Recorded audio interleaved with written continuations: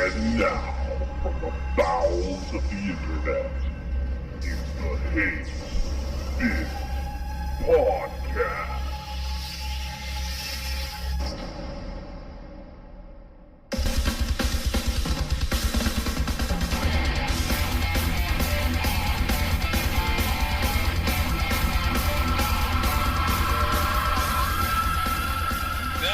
Podcast is on the air. Welcome to our show.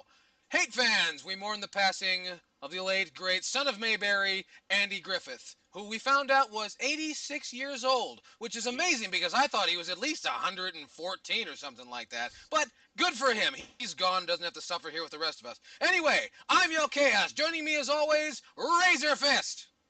I'm Razor Fist. Marijuana smells bad and you should feel bad for smoking it. Alpha Omega Sin. Lube is also known as Sainted Magnus. Space biscuits. And welcome to our show. We got a lot in store for you today, so sit back, grab a light snack, and enjoy the show. We're going to dip into the mailbag. We're going to talk about games we like, games we don't like. We're going to talk about there's bad news over in the Sega camp. We're going to talk about there's some bad news for you motherfuckers coming from the Watch Dogs camp. We're going to talk about what kind of music we've been listening to because you guys have been so curious over the last couple of weeks. And we're going to talk about Nintendo giving up on 3D. Yay! Uh-oh. And we got a whole lot more in store for you, so sit back and enjoy. But without wasting any time at all, we're going to go right into the female bag. Now, if you have a question at all for the female bag, please drop us a line at hatebitpodcast@gmail.com. This particular piece comes from hatebitpodcast@gmail.com. And it says, who of you played the Ace Combat series, and what do you think of the series itself? Personally, I think the AC3 American version was chopped and dumbed down from the original. AC5, the best of the series. Oh, and fuck Assault Horizon, I beg your pardon. And he says, please do continue to ramble on. Esteban. Okay, Esteban. So, I actually speak to him quite regularly on Facebook. He's pretty cool. Yeah, do we know anything about the Ace Combat series? Yes, I know do. a little bit as well. Well, a little bit. Go on, Razor, you first. Well, they're fantastic. The PS2 iterations are probably the pinnacle, although Ace Combat 6, an Xbox 360 exclusive, by the way, Sainted. Yeah, I know. Is, Jesus. is really You're starting good. the fanboy wars. I don't I had do to fire shit. the opening salvo. Sorry. But yeah, Ace Combat 6 Fires of Liberation is pretty good. It was the first in the series that I'm aware of. No, I'm thinking of the brand new, terrible one that sold like bottled farts. But Ace Combat 6 is really, really good. I really hated that new one. What was it called? Assault Horizon? Yeah. Assault Horizon? Absolutely horrendous game. I had a review copy. I literally sat down with it for 15 minutes. In that 15 minutes, it became my mortal enemy. And I immediately just I'm like, this isn't even review worthy. So I did a vlog about it, and that's it. So, I don't know. Anybody else have any experience with the Ace Combat series? Ace Combat 3, 4, and 5. Never played 6. Never played the first 2. And I'm in the same boat with you on or whatever it's fucking called. Event Horizon. Event Horizon. I'm thinking of the movie there, but that piece of dog shite, nah. It's not an Ace Combat game. It's basically flying around with quick time events. It really is. It's like, it's essentially the Uncharted of flying games, or the I don't know, the Gears of War of flying games. It's just so lobotomized. It's a real shame. They tried to do. I'm sure they convinced themselves they were trying to be innovative, but let's be real here. They were trying to make it Call of Duty in the sky, all right, and they failed abysmally at it, and they deserved how hard that first game. But there already is a Call of Duty in the sky. It's called Battlefield 3. Right, exactly. And actually, the air combat in Battlefield 3 was more fun than Assault Horizon. I agree. So. The air combat is fun in on Battlefield 3 when you can get And it. while we're on the Yeah. subject, in Battlefield 1942, it's more fun than fucking Assault Horizon. Oh no, Any game that has ever had a plane, Pilot Wings 64 for fuck's sake. Pilot Wings on the 3DS.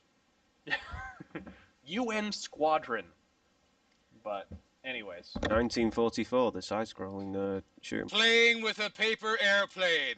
I know, right? Jumping Model off a airplane. building and flapping your arms and hoping for the best. Can I chime in real quick about Ace Combat? Go for it. So, Ace Combat, I played Air Combat, Ace Combat 2, Ace Combat 3, Ace Combat 6, and that's all the games I played from it. But out of the entire bunch, I would have to say Ace Combat 2 and Ace Combat 6 are my favorites. Anybody out there listening, if you have any kind of interest in it, play Ace Combat 2 first. Has one of the best soundtracks ever. Seriously, look up the tracks. Was it Bear Tracks and Warning Line? Those are two of the best songs from the series right there. All the stages really badass. Ace Combat 6, if you can find it on the 360 with the flight stick, get it Yeah. because it'll blow your fucking mind. I saw it literally the other day at a game store for 50 bones, and that's like really really cheap because it goes for like $100 online. I already own it, that's why I didn't snag it up real quick. But I mean, it's a fucking hell of an experience and worthy of your time. Sorry to chime in here, but That's the all right. game still looks really good. Ace Oh, it Combat does. 6, it remains arguably the most graphically impressive game I have seen this generation. It puts everything else I've played to shame. There are times you are playing Ace Combat 6 and you're like, this looks like real life. Yeah, Like, I it's creepy. 100% agree. The backgrounds, like when I was almost said driving, when you're flying around, in the background and then the actual ground itself, it's like photorealistic. It looks amazing, and granted, graphics don't always mean everything, but when you see something that amazing, especially for how early that showed up in the 360's library, it's pretty damn impressive. But yeah, 2 and 6 really good. If you can find Air Combat, which is the first one, pick that up too because it's also just as fun. But yeah, there's our 2 cents, I guess. Yep. Yep. What about you, Mr. Chaos? I really don't have that much experience with it. I see it in the game stores every now and again, and I'll see them cheap, and it's just, maybe next time. You should try them. Try Ace Combat 3 because that's pretty good. I have to admit, I'm not the biggest fan of just flying around games. Airplane or air combat games have never really intrigued me. So, but I'll give it a shot if I come across one. There's no coming snapping across. turtles or Goombas or. No. You're shitting me. Well, now I'm definitely not even getting anywhere fucking near that, man. You mean there's no bounty hunter tits or elf ears or none of that? What the fuck is Nope. this, man? Are you sure you're talking about a video game? Although I will say this for the game, it breaks the laws of physics with a fair amount of aplomb. Like in Ace Combat 6, there's this giant airship that's like the size of a country, and you have to take it down. It's like one of the last bosses in the game or something, and then like there's this whole squadron full of ships that literally break the laws of physics. They can stop in midair and go. I mean, what are you gonna do, Japan? But still. Yeah, that means that they have aircraft that can do that. Apparently.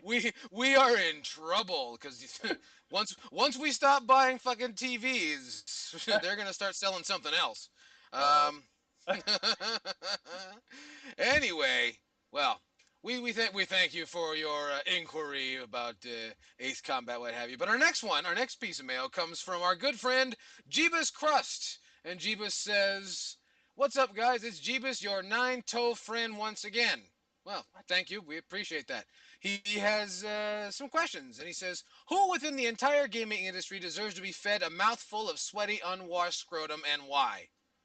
What do you hope that will straighten out about them or their work that affects the gaming industry? I don't know. Reggie Who deserves to be Fils-Aimé fed?" deserves it. Reggie Fils-Aimé. There's no discussion about it. Just Reggie Fils-Aimé. Yeah, I his body want is- I want to feed Reggie Fils-Aimé his own asshole. Yeah, and according to Reggie himself, his body is ready. So I don't know. His body is definitely, yeah. I'm still having nightmares when he demonstrated Just Dance. Dude, he has 6 pairs of fucking love handles. It's kind of hard to even look at the Can fucking you screen. imagine how emotionally distraught his Wii Fit balance board must be? His Wii Distraught? You balance mean board how is many probably pieces it's snapped in? in half. That's part of it too. Oh yeah, forever seared in my memory is the thought of his majestic man boobs, fucking moobs flapping in the breeze. He As looks he- like an animatronic, doesn't he? There's I- there's no way anything this size could fit into a suit. Yeah, right. It's it's awful. He's terrible, and I hope that somebody very soon feeds him a mouthful of sweaty scrotum sack something. Yeah, that works for me. I There would you say go. I would say Hideo Kojima, personally. He makes a lot of bad games. I don't even like the good Metal Gear Solid games, and I think he's really pretentious. And every time he opens his mouth, stupid shit comes out. And every time he gives his studio work, stupid shit comes out as well. So I would tend to say Hideo Kojima. He also lies a lot. An awful lot. Oh, this is my last Metal Gear Solid. Oh, this is my last Metal Gear Solid. Oh, Metal Gear Solid 4 will be my last Metal Gear Solid. Yeah, how's that working out for you, Hideo Kojima, huh? Well, So apparently, you hate Hideo Kojima more than Jim Sterling? Oh, far more. Far more. Well, yeah, I mean, because if you say bad things about Jim Sterling, he will inhale you. Yeah, he's like Kirby that way. He'll Yeah, absorb my yeah, mouth. but you will. No, there will be not, coming out and doing the greater good. No, you will simply be enveloped by sulfuric acid. The end. lovely. Yeah. So, anyway, we also got a little bit of mail coming to us on our Hate Bit Podcast Facebook page. I beg your pardon. And so, like us on Facebook. If you're on Facebook, there's a link down in the box below. But this one comes from Colin W. Berry. I never know whether they want us to give out their names or not. But Colin W. Berry says, "Hey guys, I love your podcast and it's the highlight of my week." Aw. Oh, Wow, you He need to says, get a life. I know, dude. But he says, I love I love hearing your guys' opinions on everything because you are all very well spoken and have some incredibly hilarious things to say. well Thank you. spoken. Well, Well, he's talking about myself and Razor Fist. You can just, Hang on, calm down. hang on, hang on, 1 minute, 1 minute. Well spoken. Yeah. Yeah. You don't even say tomato properly. Oh. Oh, I'm sorry. That's You don't even American say potato English. properly neither.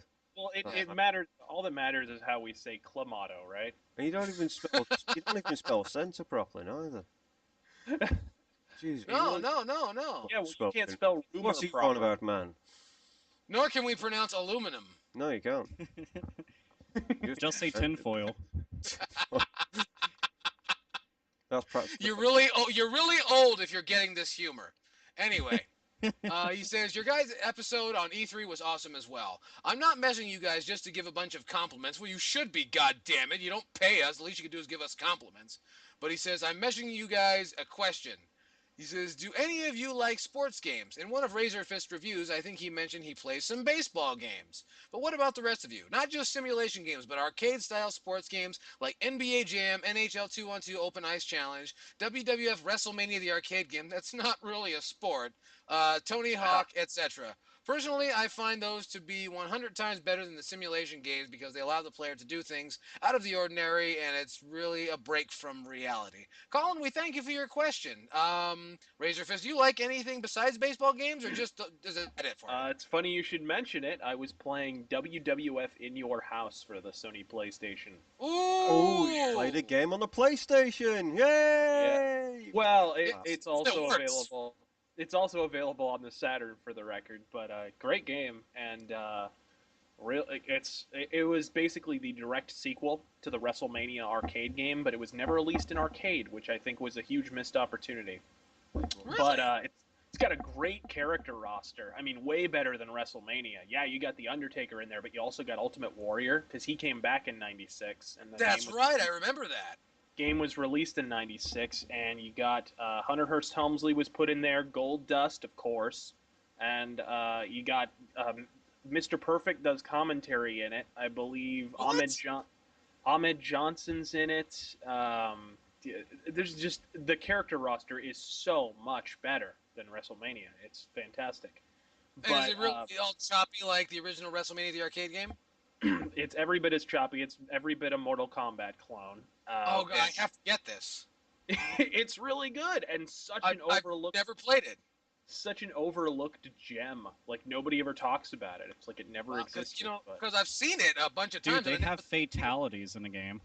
they do. You have like super pins, like Yeah. gold. Like gold. I'm obviously playing as Gold Dust because he's the freaking man or woman, as it were. And he does this super pin where he'll pin you and then he'll turn you into a gold statue of himself. And then he'll blow kisses to the crowd. I mean, it's just freaking great. And like Ultimate Warrior shoots lightning bolts from his hands. Like I had no idea. Ultimate Warrior, and he strangles you with the tassels on his arms. It's freaking brilliant. Oh, dude, and the Undertaker pulls out a tombstone and actually beats you with it. Yeah. Fucking nuts, Game that is freaking was. fantastic. So that would be the one I would throw out there. Oh, that's wow. I'm gonna check that one out. You know, the more you know. Yeah, and it's got full motion video too. That's what's great about it. When you beat What? the game, you get a nice little video at the end of your character with their music and all that stuff. So That reminds me of, I think it was the original SmackDown or Raw is War for the PlayStation, but there was so much full motion video that you had to load for at least 3 hours just to hear Owen Hart say something that wasn't even remotely clever. Warzone probably was that. And then it loads up the next match. Like, this could, I think it was Warzone. And it was disgusting. Yeah, nobody misses the PlayStation or PS2 for that matter loading times because those No, were not in the those were slightest. rough. Oh, Those That's what I say, man. The best thing, if you want to consider the PlayStation 1 a retro console, then the PlayStation 3 is the best thing that ever happened to retro gaming. with the 5 hour long install times. No, we've given the PS3 enough grief. Let's move on. No, What no, is sainted? I mean What that is in a sainted? positive sense, you know, because around here we play the PlayStation 1 games on the old PlayStation 3, which is not, you know, still has the backwards compatibility, and it's like that. Oh, okay, I got you. You put it on the regular PlayStation 1, it's going to take you a month and a half, like when you were in grade school loading up Mavis Beacon teaches typing. It's like, all right, I better get a snack for this one. But as far as sports games go, I like so many sports games. Here's a sports game that you're going to think is absolutely insane of me to recommend, but Ice Hockey for the Nintendo Entertainment System. That is an amazing game. It is. Whoa! If you're going to recommend a hockey game, I think we all know you have to go with Blades of Steel. Well, see, the common debate is Blades of Steel versus Ice Hockey. I lean towards Ice Hockey because Ice Hockey is a little bit simpler and a little bit faster. Blades of Steel at fighting. Blades of Steel. Oh, No, Ice Hockey had fighting too, and Ice Hockey, you were always ruled at Ice Hockey if you had the NES Max with the turbo button, you'd fuck everybody up in no time. Did it really have fighting? I don't even remember that. Yeah, well, it was a scuffle. You know, it wasn't. You couldn't actually see punches, but you'd throw your stick at somebody, and you don't remember this, man?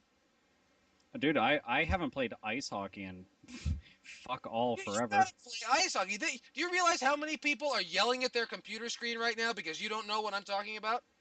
Oh, I know what you're talking about. I personally just haven't played it in years because we used to have it when I was little, but I played the shit out of Blades of Steel more so because my brother liked the game, I liked the game, and my friends liked the game, so that always got playtime, whereas ice hockey just kind of chilled in the back, just being all sad face. See, my favorite part of Blades of Steel was that it used almost the exact same sound effects set as track and field. Well, that was Ultra Games, so... You could play Blades of Steel and pretend you're doing the Olympics at track and field. Or something like that. I don't know. Go on, Alpha. What have you got? Yeah, what do you got over there, man? In your sports games, Arsenal? Who, me? Yeah, you. Well, Yeah, that's just I called thought- Alpha. Dude, I actually didn't even hear you say my name. Well, for sports games, I guess I'm gonna have to go with I'll go with 3 actual sports games because I can't name off shit that's like extreme sports games. But actual sports games, I'll go with Mutant League Football and Mutant League Hockey on the Sega Genesis / Mega Drive. If any of you out there have never ever gotten your hands on the games, they are very over the top, violent, and goofy. But the thing is, they're legit sports games, so it's not like you're gonna pick it up and not be able to get the full scope of the game. It's just a very animated Looney Tune style violence that goes on in it, but it's very cool. An ice hockey one, uh, fucking sharks will come up and shit. In a football one, you can blow people up and stuff, and they all have real cool names for the teams and shit. And the other game that I want to mention, as far as badass sports games goes, is NFL Blitz. Because Oh, that's a good one. dude, I played that in a fucking arcade tons Oh, of times yeah. because they had it in a pizza parlor up the street. And when I'd go there, I mean, because we were mentioning wrestling earlier, you can fucking hit somebody, beat the shit out of them, power bomb them. Oh, yeah. You can elbow drop them. Like if you knock It a allows a fucking dude pile down- driver, too. Yeah, dude, it was so fucking cool. Like your entire team could like crowd over a dude, and everybody's like leg dropping them, fucking elbow dropping them. So yeah, that was good stuff. Those are games I like as far as like. You know what's a sports great goes. feature? You know what's a great feature of NFL Blitz in the arcade? Was that they were fitted to use your N64 memory card. So you could pick up the game you were playing at home. It's kind of backwards if you think about it, but Yeah, I just barely thought that- anybody used the N64 memory cards. I swear that shit was just there for fun for most people. yeah, I never saw anyone ever use one. And even like the F-Zero GX arcade machine would fit a GameCube memory card. I don't know Dude, if anybody ever used those, but all the Neo Geo arcade cabinets, they have memory card the slots same ones that inside work them. with the the AES. I do remember that. Yep. But I they always thought they that was always had like stuff in them, like somebody like jammed fudge in it, or spilled their Coca-Cola in it, or cigarette butts, or there was always something in there. I know, treating right? it like a fucking VCR. It's like this is where my peanut butter and jelly sandwich goes. And feed this fucking thing. It's hungry. Mm! Yeah. Faded Magnus, what sports games do you like to play? Well, for simulation games, I usually like playing Gran Turismo, Forza Motorsport, those sorts of games. So if I want to, just have a fuck about, I put in, an odd kart racing, like Mario Kart or Crash Team Racing. So, but my favourite one is actually Mod Nation Racers. That is just so much fun because you can make your own tracks, make your own cars, and just fucking drift everywhere just for shits and giggles. So I'd have to go with that. If I'm going classic, the original Mario Kart on the Super Nintendo, because that's just pure fun. And that's me. See, I like how your selection not only as sports games also doubles as moving violations. So that's always Yeah. good. We're well balanced here on the Hate Bit podcast. Anyway, that's going to do it for the female bag because we got some shit to talk about. So our first topic for today is It's the now 4th Alpha of July Omega today. It is. It is the 4th of July for those of you in America. This is Independence Day. For those of you in Canada, this is the day that you get to give less than a shit. I don't know. I mean, the 4th of July doesn't mean anything except to, Americans, Brits, and anybody else that the Americans have fucked you with. mean other countries don't celebrate our Independence Day the way we celebrate other countries' Independence Days for no fucking reason? I know. Well, you got to That's kinda realize like over here, right? we do that for a very good reason. Corona That's kind of true. and chips. Is that shit? I'm gonna So be in an other words- asshole on a Wednesday. So the moral of the story is if we had better food, people would want to celebrate our Independence Day. You are goddamn right. You need Because to all have our food is we stole food from the rest of the world and we just made it with less flavor. Can we just You're thinking eliminate of- Corona and just replace it with Killian's Irish Red? Real God- beer. Ah! No, we'll Killian's replace it Irish with Red Jägermeister. Killian's Irish Red, I'm pretty sure that's what cold menstruation tastes like. Well, maybe that's why I like it. Got to earn your Red Wings someday. Oh, Hey-oh. Right. Well, hey, we got young kids listening to this. Anyway, And they got to learn. sorry, Ed. they do, because your parents are full of shit. They're not going to tell you anything. So listen to the Hate Bit podcast and find out all that really neat stuff. Sorry, And if Ed. you want to our newsletter, what? It's alright. I'm just saying sorry to someone. Sorry, Ed. Yes, yes, and we'll talk about the birds and the bees in the next half. But this first topic right here, Alpha Omega Sin was just, pissing in his pants. He had to tell about this, and he wants to talk about this a lot. This is shitty games that we know they're shit, and we like them. Alpha Omega Sin, what shitty games do you like? There's plenty of shitty games that I like. And it's not that games are shitty, but it's, reviewers absolutely took a big foul fucking dump all over them. So naturally, people will take any reviewer's fucking word as gold and fact. So pretty much, I want to go and talk about some random ones that got the shaft, so to speak, or penor, whatever you want to go with. Whatever foul object got stuck into these four games. But a couple of shitty games that I personally dig that got bad review scores. One of which was the original Clock Tower on motherfucking PS1, and it's also on Super Nintendo. But I played the PS1 version well before I played Super Nintendo version. And even though it controls like absolute monkey dick, because if you don't have the PlayStation mouse, like literally, you're taking your little D-pad, moving a fucking cursor around, and Scissor Man's coming up, and he's just like, "I'm gonna shank you." I mean, like serious business shank you, and you're like, "No, I gotta run away," and you can't, and then you die anyway, and you're like, "Fuck, reload." But yeah, Clock Tower, absolutely awesome game. Another one, and this is something we had all talked about before, and it's called Deadly Premonition. It's on Xbox 360. Yeah. And as one of the best main protagonists in any video game, I will fucking sit there and argue that to the death. And that's Agent Francis York. Motherfucker is the shit. Right? Is that a guy or a girl? What now? Is that a guy or a girl? Dude, it's a motherfucking man. He's the man. The man, oh man, oh man. I've never played Deadly Premonition, so I wouldn't know. Dude, Francis York Morgan is a badass. Isn't that right, Yes. Zach? Yeah, Yes. Isn't that right, Zach? And he loves fucking biscuits like nobody's business. Yeah, he And if you does. even think that you like biscuits more than Mr. York, well, you're sadly fucking mistaken. But yeah, no, seriously, or it's awesome. jelly and breakfast cereal sandwiches. He also is a big fan of. And I also like the fact that in the game you can choose not to shave and shower and whatnot, and then eventually flies will start buzzing around you like you're a fucking rotting corpse.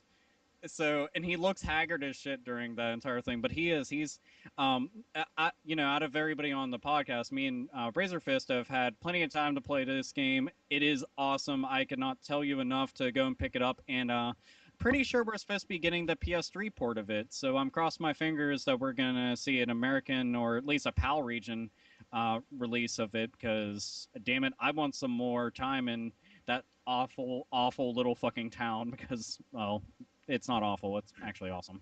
It's a great game, and people, it actually entered the Guinness Book of World Records as the most polarizing game in history in terms of review scores. There were people who gave it 0 out of 10 and people who gave it 10 out of 10. Yep. And there's quite a few people arrayed on both sides. There were very few middle-of-the-road scores for that game. And I think it's mainly people were sidetracked by the lack of production values, and I think it really speaks to the just materialism of the professional video game industry and the fact that they're sort of informed by however much ad revenue happens to be shoveled into their posteriors on that particular day by whatever studio released the game to begin with. So, Well, there is something you're leaving out. News Corp. well, Yeah. News Corp owns IG. I don't There you even go. know. I don't even know if IGN reviewed it at all. So that's not really. They only own one video game website. Well, I was just saying, forcing the hand. You know how they do. Yeah, well, the IGN network is a whole thing, though. I guess they did. They own It's a GameSpy thing. too, I think. So, But they do, as a matter of fact. They're doing So, which means that they're surrounding us. Well, it's just a shame, though, because, I mean, the game did get, across the board, really bad reviews and only a couple really good ones. And the fucked up part about it, and this is one of the things that I absolutely fucking loathe, is that after this game got tons of critical praise from fans, actual people went out, paid money to buy the game and enjoy it regardless of what those little fucking cockweasels said about it, they then went and all 180'd their opinion and said, oh, it's such a niche title, it's so interesting, it's so clever, and it's so Twin Peaks, it's one of my favorite games that did not do, it's like, fuck you, asshole, you talked so much shit on it, and you bagged that game up and tossed it under a speeding fucking vehicle, and now all of a sudden you're a fan. Get the fuck out of here, dude. It's what the Whatever. video game industry does fucking perpetually, man. It's what they're constantly doing. You remember, I mean, I always use this as an example, but it never stops being true. Resident Evil 5.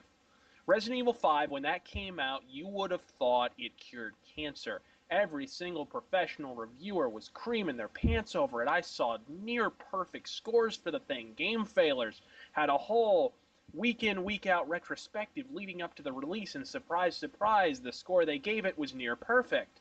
What a shock, you know? Then, a few months down the road, when it's become abundantly clear that Resident Evil 5 was a step down, in order to salvage their flagging credibility, they do a complete 180 and say, well, Resident Evil 5 was a disappointment. It's like, when was it a disappointment 5 months ago? When was it when you were getting ad revenue from Capcom and having these when your web page was wallpapered with advertisements for Resident Evil 5 and your review just coincidentally happened to be 10 out of 10? Where was your criticism of the game then? Where was your objectivity? Oh, how dare you do something like that? That would actually make them into real people that have to give a real opinion and not their opinion that pretty much came with a fucking stapled on paycheck. So. I did a whole rant about it.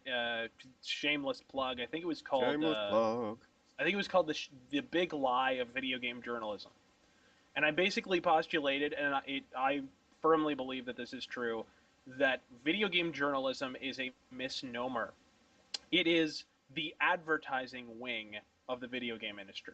Yeah. They're not journalists. They're not there to report anything. They're there to give their opinion. They're not even there to give their opinion, rather. They're there to advertise the games. That's all they are. Oh, dude, and it's even remove the edges, soften the edges of the advertisements. Oh, yeah. Exactly. Oh, yeah, dude, they'll go out of their way, and this is fucking funny. I guarantee you, you know, all of our listeners right now, I guarantee you come across at least one scenario of this, of a website that will go and preview a game, and I'm talking like preview it up to the fucking week of release, and talk highly of it. Once it actually drops, all of a sudden talk tons of shit and give it a low score. Yet the entire time it was put on a fucking pedestal and was talked about as if it was borderline flawless with no fucking flaws in it, and it's just amazing because it's like you're all fucking idiots. You really are. Yeah, there was one game that they did that with recently. There was one reputable gaming site that actually they bigged up Lollipop Chainsaw. They says, oh, they've done all these little featurette videos for it, and then when the game was released, they gave it an average score. Yeah, you know what? And here, add that to my fucking pile right there. Games that didn't get great reviews. I fucking love the shit out of it. Despite the fact it's a short game, think of it as the most awesome fucking beat 'em up you've played in quite a while. It's a good ass game, I assure you. And if you want an example of how the industry, how the journalism industry is slanted in that direction, look no further than the scandal in 2007 with Jeff Gerstmann, the journalist for GameSpot.com, who, at a time when he was reviewing Kane and Lynch, right? And Kane and Lynch comes out, and GameSpot.com is literally wallpapered with Kane and Lynch advertisements. They were running a Kane and Lynch promotion. Jeff Gerstmann gets the game, and for once in his life decides to tell the truth. And Kane and Lynch is a festering piece of shit, and he calls it a festering piece of shit. And they told him to pack his shit and leave town, basically. They fired him for giving the game a bad review. And it's terrible, man. I mean, if you want evidence of this, it's happened. It has literally happened, folks. This is not us being embittered, elitists or whatever. This is absolutely factual. No, take a look. Have you ever noticed that the gaming journalists, the faces of the different companies, change on a bi-weekly basis? Yeah. You can only spew so much bullshit for a living. I know, I spew bullshit for a living as we speak. So. No, but that's a good point actually, because it's a case of if the face fits. It's the same with Fizeme. His face fits. A gibbering idiot company called Nintendo at the moment. He doesn't fit. He just happens to be there. Exactly. They found him at the rooting in the bins of the Pancake Factory. They thought, oh, we'll use. Well, you notice that everybody who's the face of a fucking gaming company now. I know we're getting off topic, but fuck it, that's what this podcast is for. You ever notice that they're not hiring like people with what's the word? Personalities. Exactly. They're just getting people who can speak English. Like Yeah. Nintendo, Konami, Capcom. You look at all the coverage from all the from the Tokyo Game Show and just anybody that speaks English. It's some fucking office temp that they said, hey, if you keep your fucking mouth shut and do what we say, you can work here for a little while longer. And that's exactly what it is. Well, look at You're getting PlayStation, for through to someone example. who is terrified of losing their Toyota Camry. I know. But look at PlayStation, for example, right? Kaz Hirai. Ugh. He's about as interesting as dishwater. Oh, And wow. now look at Jack Trenton that hosted this Ugh. year. He reminds me of a car salesman. He really does. Yeah. He reminds me of a shredded wheat salesman. Yeah, or Don Matrick from Microsoft. Ah! Oh, This he's guy. lobotomy as it is. I I now Don Matrick, to his credit, does have he used to work at Electronic Arts back when they were good, back in the day, back when they were releasing stuff like Wing Commander. Remember what But we said about just happening to be there? Mm. I don't, yeah, he was there when they made System Shock 2. Apparently, he was directly involved in the development of the game.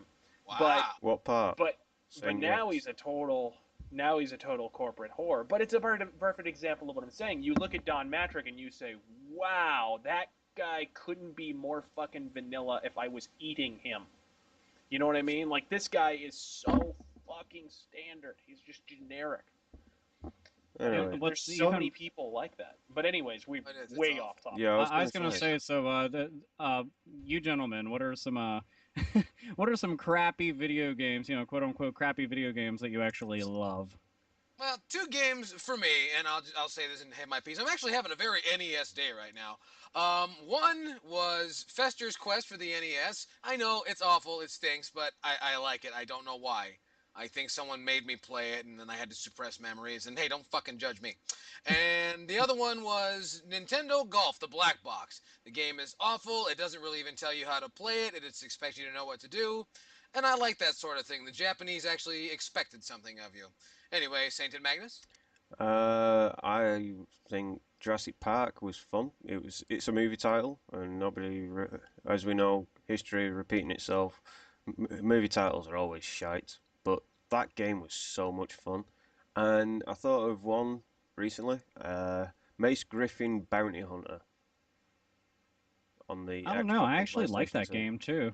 It didn't get very good reviews though, but I loved it. I thought it was fantastic. I love the fact you can go around, get jobs, fly around in a spaceship, shoot the fuck out of spaceships, then go inside this a big space station and shoot the shit out of whoever's in Oh there. yeah. That was so much fun. I mean, it wasn't a perfect game, but it was definitely something like I didn't immediately quit playing it. I actually played through and completed the game, and I liked it a Mm. lot. And dude, and it's dirt cheap. You can get the shit for like $1.99 or like $1. Like Oh it no, doesn't cost shit to get. it's a fun game. Plus, it's on all three last gen systems, so you've got no excuse not to play it. Not to give it a try. And for the price, Jesus. Oh yeah. What about you, Razor? I already threw mine out there, didn't I? I don't think so. Yeah, every game he's ever played are shitty, No. but he Oh, likes that's them right. anyway. We started off with Deadly Premonition.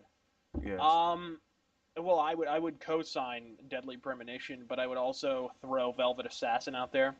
Uh-huh. Hell yes. And I think Velvet Assassin is fantastic. It's atmospheric. It's not perfect. They certainly could have added a few more options as far as taking people down, like so you didn't have to stab them in the jugular every single time you were up behind them. Maybe you could just choke them out instead of Or break their neck. mercilessly just butchering them in the middle of the street. But that's neither here nor there. Velvet Assassin is a fantastic game that sets out what it attempts to accomplish. And at the end of the day, my only definition for a bad game is a game that doesn't attain what it strives for. Velvet Assassin effortlessly achieves what it's trying to attain. And I guess my only major gripe are those shooting sequences that are shoehorned into the game. Yeah, But there seems to be a lot of shooting elements. Seems to be shoehorned into games recently. I mean, it's kind of hard yeah, to do it with it. It's kind of hard to avoid with that game though, because it's a little bit more modernized sneak about game. Like it's not set way back in the day.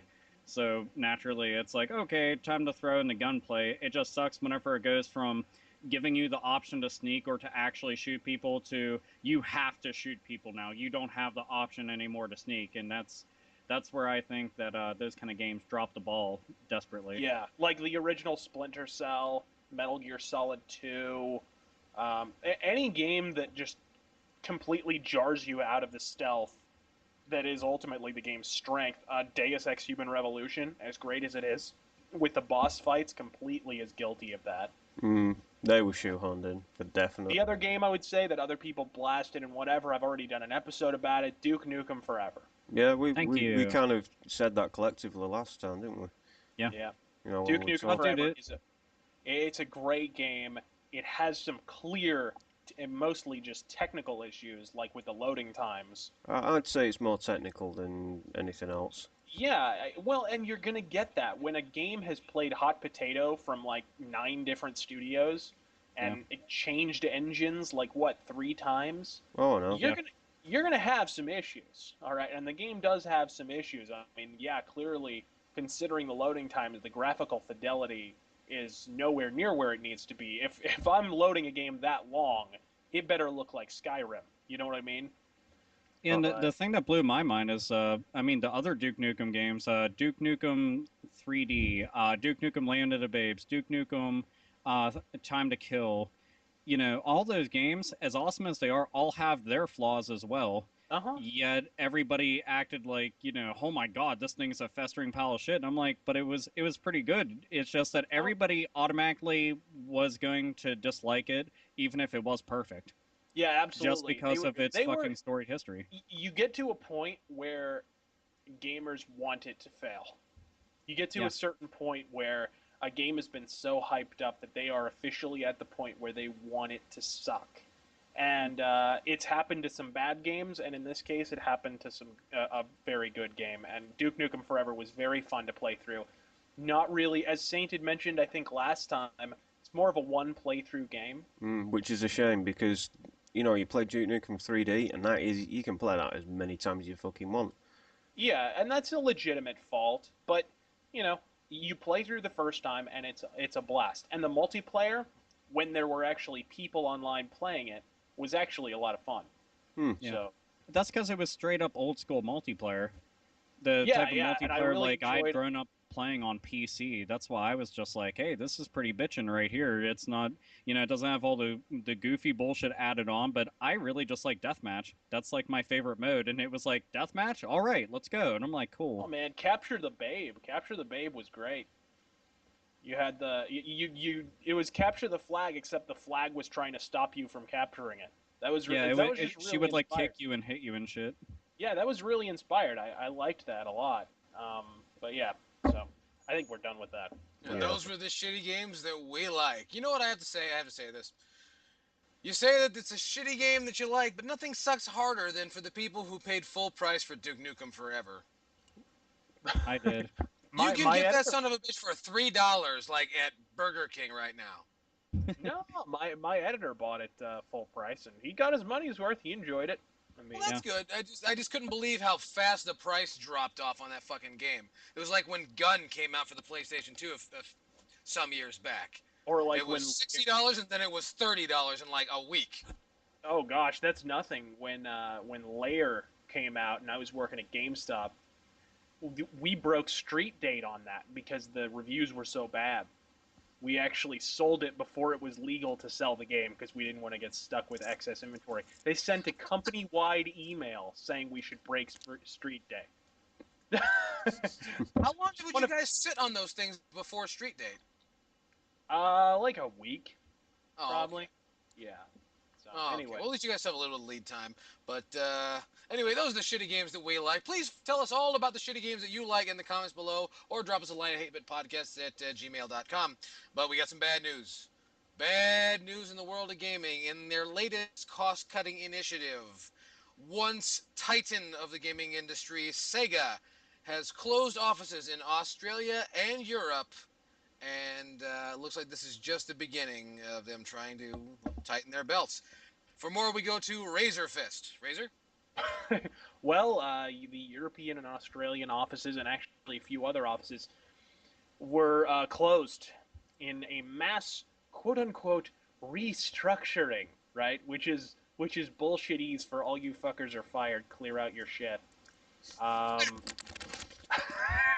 I mentioned it last time, but I really hate this kind of legalese, like politically correct horse shit when it comes to restructuring and reorganizing our model, our profit model, rethinking our Guess profit, what? whatever You the don't get to keep your Toyota Camry. I know, right?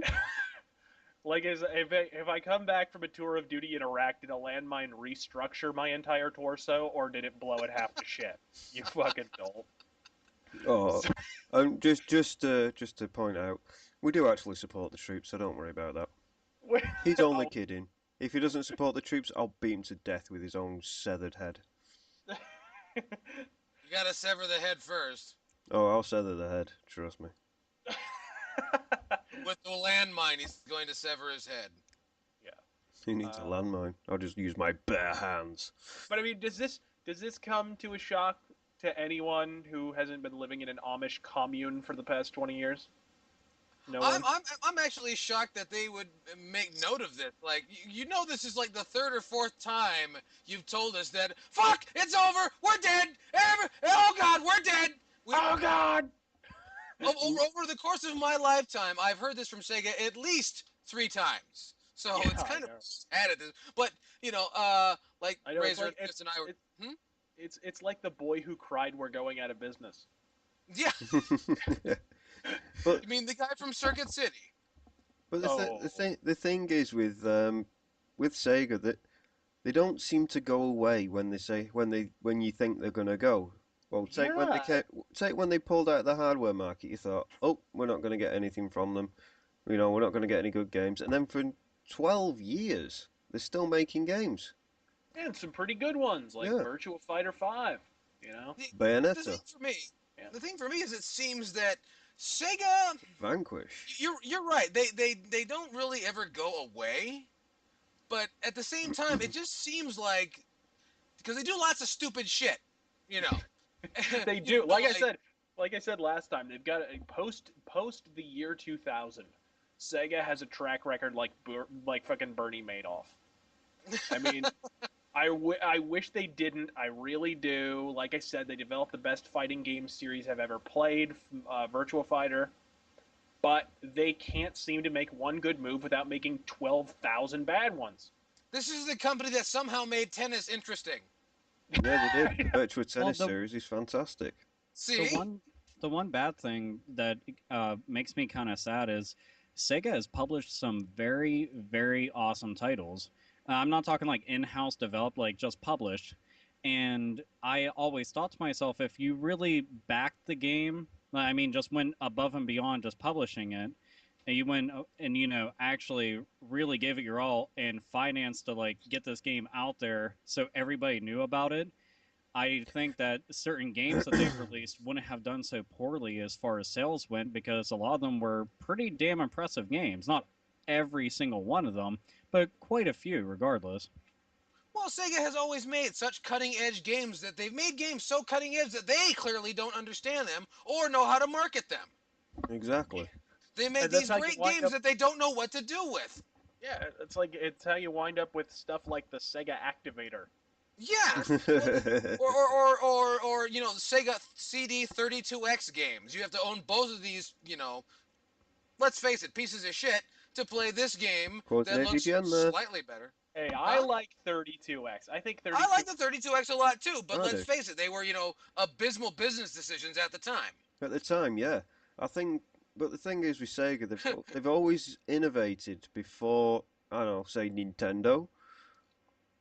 Look at the Master System, for example. Well, you mean how the Master System had 3D before the Famicom had 3D? No, it was a more superior console.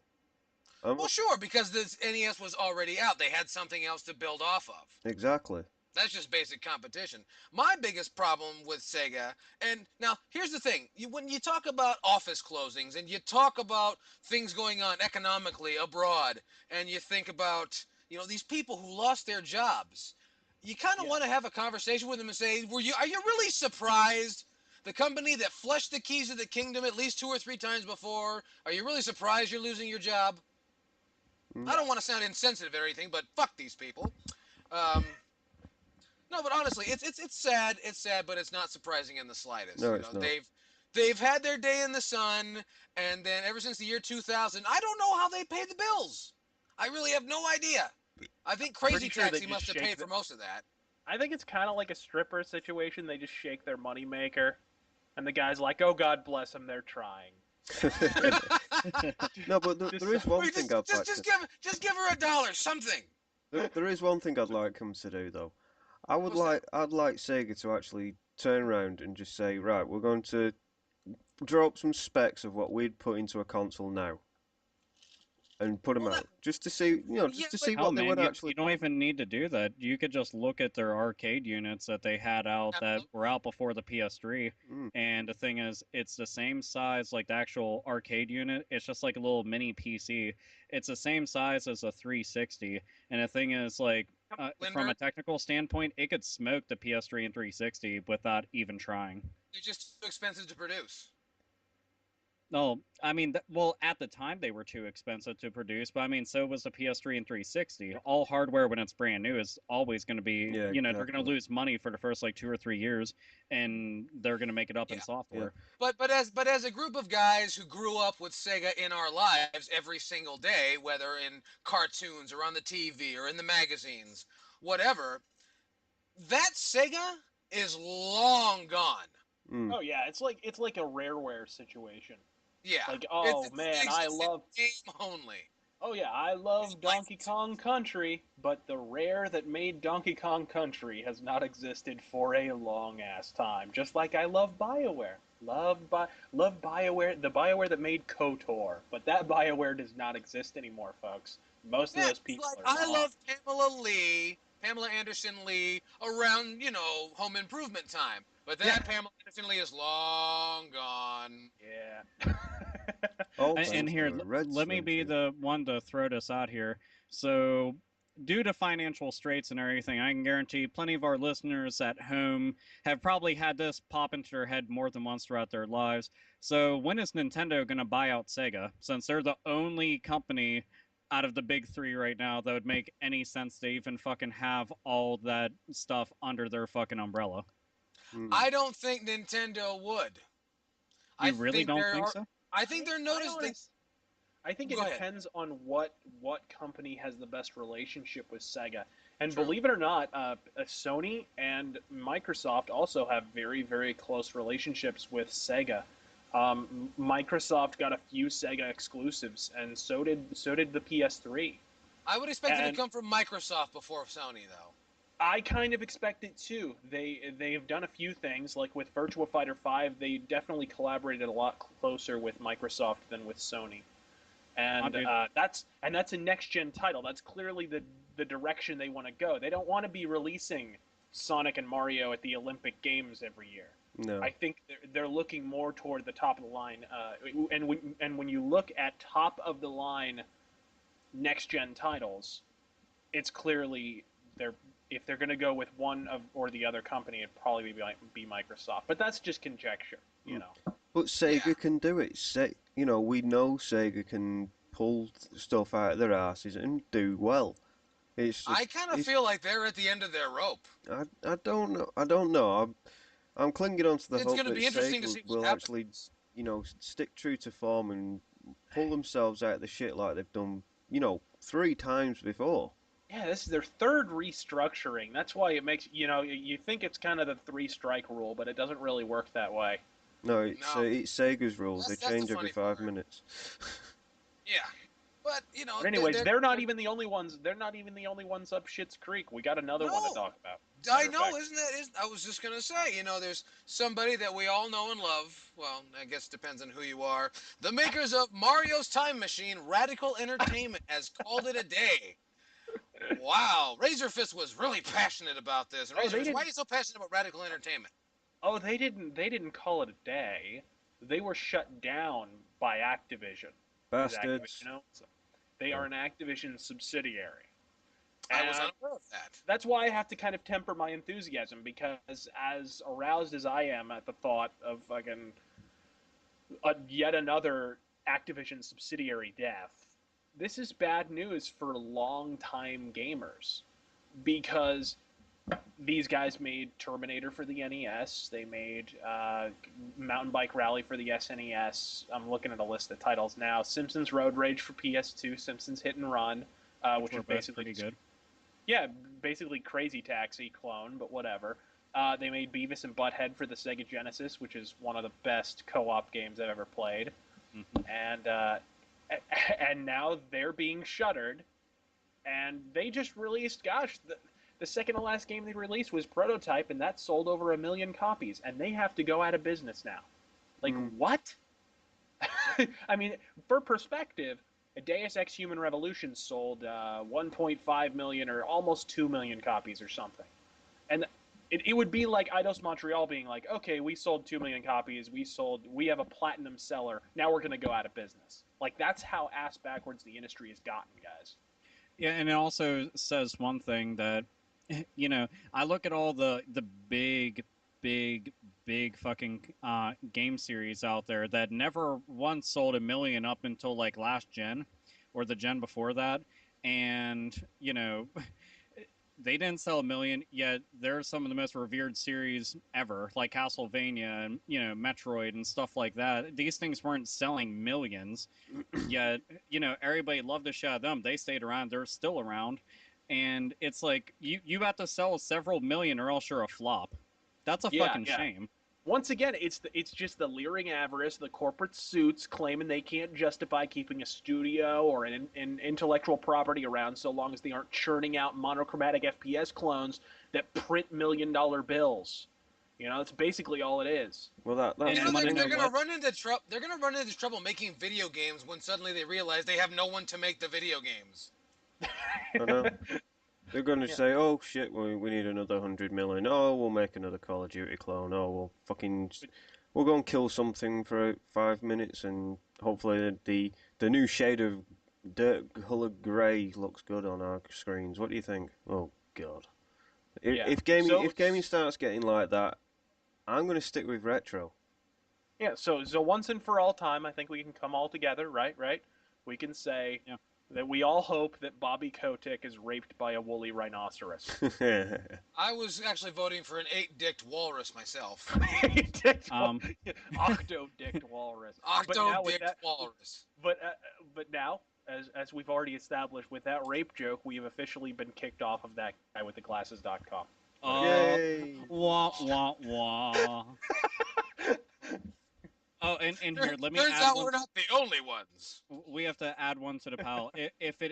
If he is going to be raped by anything, I hope that it has a lightsaber for a cock, so it gets done right. And It's not that's really nice. raped. That'd kind of be over rather quickly, wouldn't you say? Do you, But it'd be Chainsaw. fucking hilarious. do That's do you all I think know. we should actually use our patented weapon, the cancer fist? The cancer punch. That's right. We're gonna give him the cancer fist right in the old keister. Right in the Yay! taint. Cancer of the Anyway, taint. Cancer of the yeah. taint. There you go. So now, but we have to mourn the passing of radical entertainment, and it's a sign of what's to come. Yeah, which is a shame because the prototype series was fantastic. It was, and even when any studio closes, it's kind of a sad thing because once again, if no one makes the games, they're not gonna have any. Yeah, I don't know if anybody's taken this into account. If you stop making all the games, there's not gonna be any games. well Anyway, what the hell do I know? that's why we all think there's going to be a crash. I know. I've said this many times myself, and from watching what's happening with the gaming industry, and usually I keep pretty quiet about these things, but I think there's going to be a crash, and I bet you my last fucking dime that EA, Activision, and all these fucking stupid third-party developers and distributors will blame us. Well, They sure, already are. that's what they do, man. They That's great. already are, man. They're not even Yeah. hitting the crash yet, and they're already blaming us for the downturn in their personal fortune. Yes, but you know what? You know what's great about these companies is that they value your privacy, and you know the way they valued your privacy, the way the Watch Dogs promo game leaked apparently a shit ton of email addresses just Oh recently. yeah, Oh good time. Well done, yeah, because Ubisoft. they care about you. Razorfist, what happened over there? What? Oh, nothing much. Just folks, Watch Dogs is the game that all the people were drooling over, even though they were given no story details and no reason to give a fuck about anything going on the screen. The glorified tech demo, that game? Yeah. So The thing that actually made no sense whatsoever. apparently they had a promotional game released for Watch Dogs, and in order to sign up for this game, you had to tender over rather your email address. And apparently when they sent these games out or sent out the confirmation emails or whatever the fuck, whenever they sent those out, they said they instead of sending them out individually to each individual person, they courtesy copied them. So everybody's email address was out there for everybody else's to view. So which is fantastic for spam bots and every other fucking thing. So that's great. Your personal email address is out there, courtesy of Ubisoft. Thanks, guys. Okay, Thanks, so folks. with all that, so what they do? They save like what $75 in man hours to completely jeopardize everything. Yeah, basically. Yeah, they I weren't. love that. It's more time they can put into making the Splinter Cell series look like Uncharted. Well, that's what they do, and everybody was so excited. I can't wait for this game. It's like, yeah, you probably couldn't wait for VD either. But like Because I said, yeah, I mean it's getting a little unsettling how all these companies want your email address. It seems like every company, whether you're at a retail chain or you're signing up for, got even an account on PSN. PSN's free and they still want your email address. They still want all your personal details. Everyone wants your email address. Everybody. I mean, I have actually taken to inventing. I have lots of different decoy accounts because I'm sick and tired of my personal email inbox being flooded with people. I mean, it's utter nonsense. I don't need to hear about how I can increase the size of my member, folks. All right, I don't need that. you don't. No, That's don't as a you? matter, I'm wearing it as a scarf as we speak. So no. We were Well, having a and for those conversation. well, for those that are really curious, you can also reach Razorfist in one of his alternate emails at dbacklover602 at hotmail.com. Yeah. So what were you saying, Mr. Sin? Oh, I was just saying, me and Razorfist were having a conversation earlier about what we do in general public with our members, and I said this would have made a very good bit for the podcast. But we were talking about how we would do various things like Olympic style things with our dicks. I was talking about pole vaulting. He was talking about that he has to wrap it around himself a couple times and tuck it down his pants into his boot. I said I use mine as a belt, and if I get hard, then pretty much my pants are going to fall down. And I'm going to uppercut the bitch somewhere across the street. And quite frankly, if either of us are within the same exact fucking street block of one another, every single woman is probably going to be done for, including the old ones, which, as Squigelf would definitely say, is do you like that?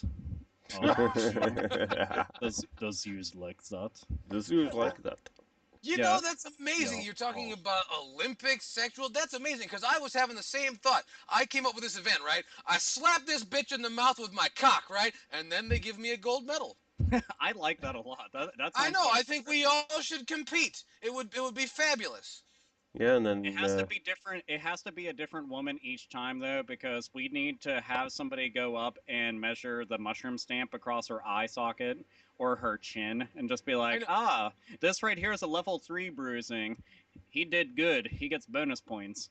But we'd And have to do things of this that like with nature. like bitches all over. We'd have to like go all over the country. Like we'd have to do like Conshohocken, Pennsylvania, and Youngstown, Ohio, and Scottsdale, Arizona. All the little butt fuck places before we could move up to really being kings of the dick slapping. Here's the thing. I also want to make it so too that far. if God. we do get this underway, I want to be able to do the podcast while slapping people around with my dong. So we can all just, have our various line of women, and we're just like beating them around with our Johnsons, our Fans, noodles. if you got some women you're not using, please tell them to drop us a line at hatebitpodcast@gmail.com. Let us know if they're interested in partaking in the dick slappings around the country, sponsored by the Hate Bit Podcast. Anyway, 2012. for 2012 tour dates, you'll be able to find tour dates very shortly at facebook.com/hatebitpodcast. And hey, didn't you know there's also some Hate Bit Podcast merchandise coming out real soon? For details, drop us a line at hatebitpodcast@gmail.com. Anyway, welcome to halftime. When is that And- supposed to happen, by the way? Huh? Well, it's happening very soon. Depends on how many goddamn emails I get. Anyway. Alright. You know what? I got a very interesting question from some cat who dropped us a line at hatebitpodcast@gmail.com. This comes from Samson Knight. Samson Knight 909, and he says, "Hey guys, the show is awesome. Thank you." That it? Well, no, he says more actually. He Alright. says, "My question is, who do you think is the better overall gamer out of the four of you? Thank you." Well, Oh, here we go. Here comes the egos now. I say, I'm not so much good at video games as I am exploiting the shortcomings of software. That's kind of my thing. Once I figure out, What genre are we talking here? Because if we're talking fighting games, there's no question I'd kick all your asses. Oh, Oh, absolutely. I don't know. I'm pretty good. I stink at fighting games. I like them, but I can't. It depends on the game. I'm sure if it were racing games, Sainted would beat all our asses because Oh, he easily. plays more Gran Turismo than I do, you know. Or Alpha, I'm sure he's great at Japanese hentai dating sims. But What do you mean great at them? I'm a fucking pro. He has a gold medal. Actually, I have platinum trophies on all of them. You know how hard it is to get the fucking tentacle rape trophy? It's very difficult, but I managed it. Hey, when there's a tentacle, it's never rape, baby. yes. Depends on how many you have. Is this a holdup? No, this is a science experiment. And Yell Chaos is great at. So, anyways, what's the next subject? It legitimately it does boil down to what style of game that we're playing, because there are some that legitimately I'm just not very good at. Like, I suck at versus puzzle games. I've tried. I'm not really good at them. I'll play them, but everybody beats the holy shit out of me in them, and I pay next to no attention because I know I'm bad at them. So then I just lose anyway. Well, there's a game I'm really great at, and it's actually on the old Texas Instruments TI-99, and it was called Calculations. Anyway, I'm just shrugging right now. I'm just like, Anyway. yeah, whatever. That was about as funny as being shot. I know, right? Well, Being this is shot our life. This is the life we've been forced to lead. Anyway, our next piece of mail comes to us at hatebitpodcast@gmail.com. This one comes from Sony Rez. Hello. Sony Rez says, "Hey now." Hey now, He says, you're a rock "Hey." star. And he says, "It seems like next year is going to be a pretty decent as far as gaming in the beginning of the year. I'm planning on buying BioShock Infinite, not just because I'm a fan, but also because you get a copy of the first when you buy the game new." I didn't know that. He says, "My question is, shouldn't all studios do this? Justify a $60 price by giving you 2 games for the price of 1? And my second question is, could Hollywood make a successful BioShock movie?" No. Well, I would like to see. Hollywood couldn't make a successful cereal.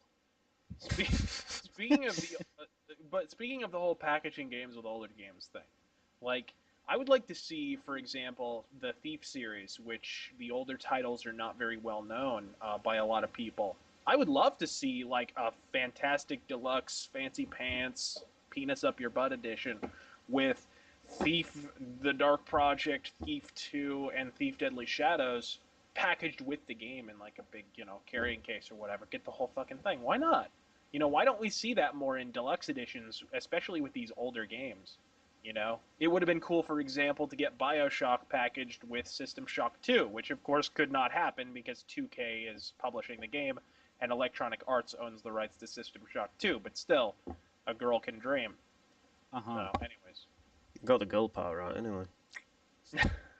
No, I think it's a fantastic idea for them to do that. But the other thing that I actually want to add in addition to them packing in the previous titles of whatever series that may be, I think that they should also give you some perks and benefits for playing the sequels if you have system data or save files from completed games of the past series.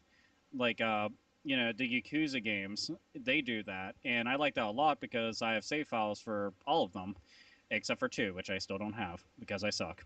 But Well, and Mass I- Effect did that with the, you can actually load your save files and whatnot, which is cool.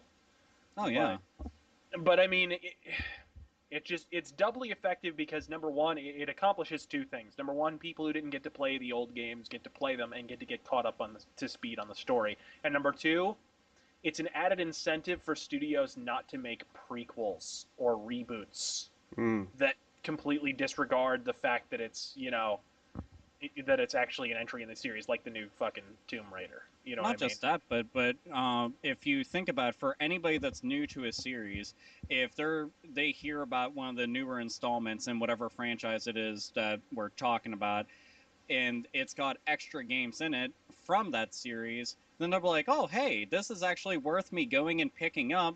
Then I don't have to start over from scratch.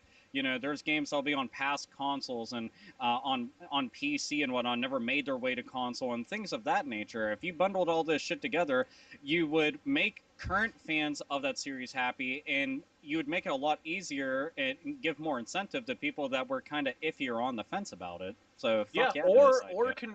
you could do it a little easier. You could, for example, include a voucher for the complete game collection on Steam or something Yeah. like that, Mm. so that you could redeem it and play it on your computer or something. That's another way to go about it. But that's just something that doesn't get done enough. Very few games have tried that. But It the, doesn't. It's because they want to continue to cash in, and it makes no sense. It's like those past titles aren't even being fucking published anymore, so you're not making money off of it. So why don't you bring them back and make the current titles a little bit more desirable to random ass fucking jackoffs that want to go and play it? exactly. Ass I'd just like to fucking point out jag. that Now, how do you jack off while ass fucking? How does that work? Hmm. well, Very carefully. I was gonna say it takes a lot of twisting, contorting, and some gymnastics.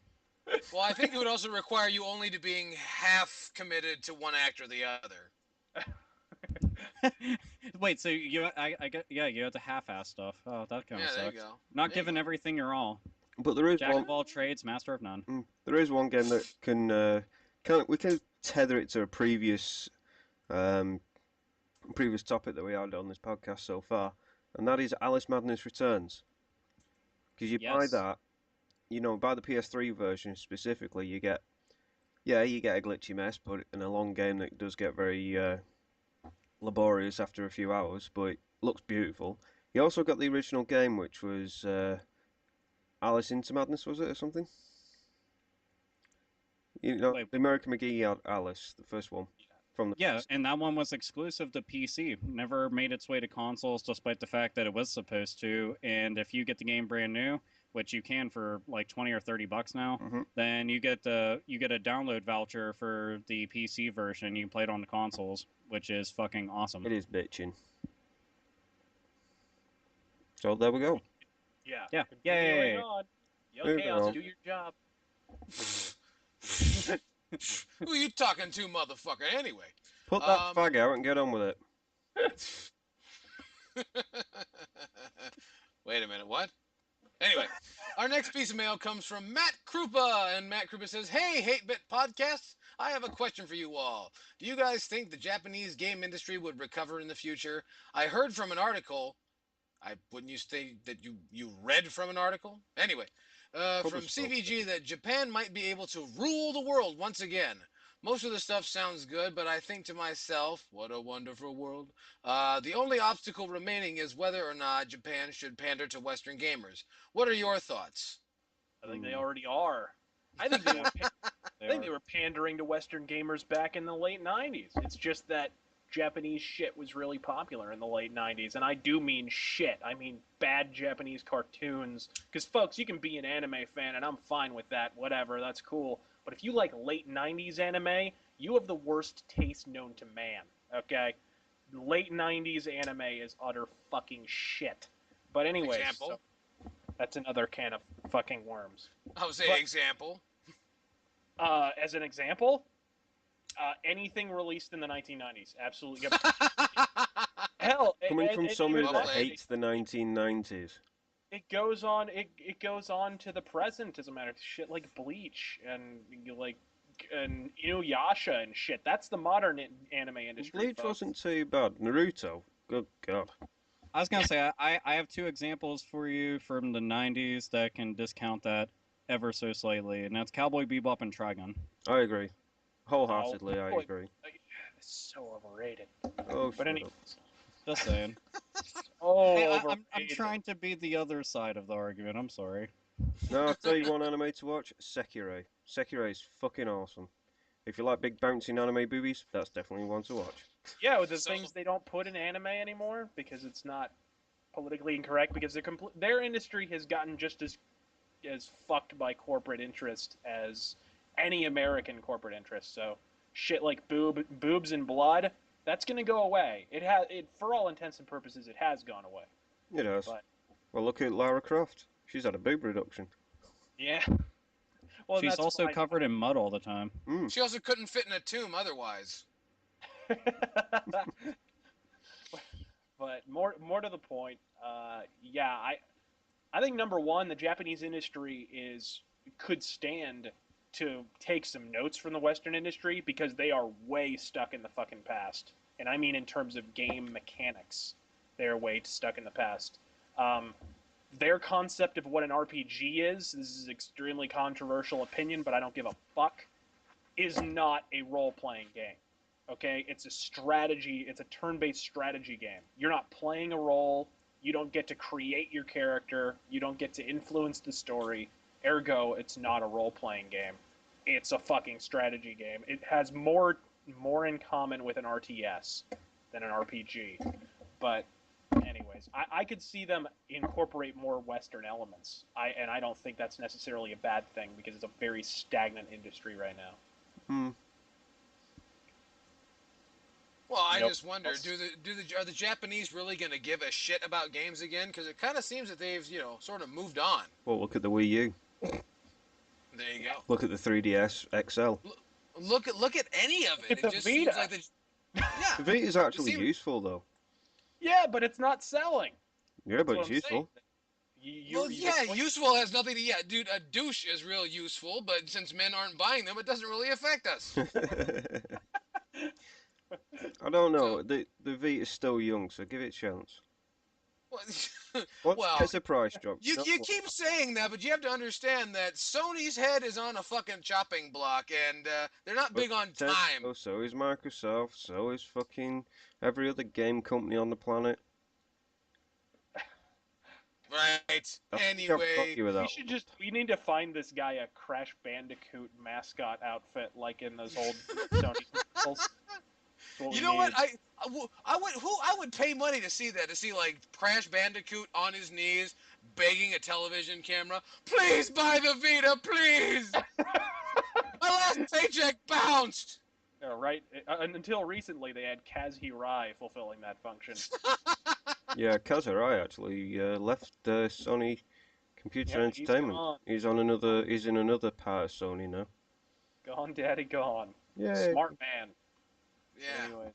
But anyway, that's going to wrap up the intermission, so we hope you enjoyed our little pieces from the colostomy bag. We keep a bunch of shit in there.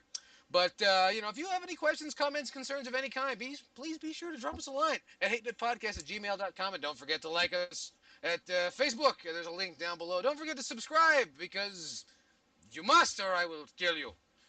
Anyway. We appreciate it. Yeah. And you'll appreciate it after we kill you. Hmm. I mean, you'll be dead, but you'll still be impressed. So, yeah. Oh, you know what?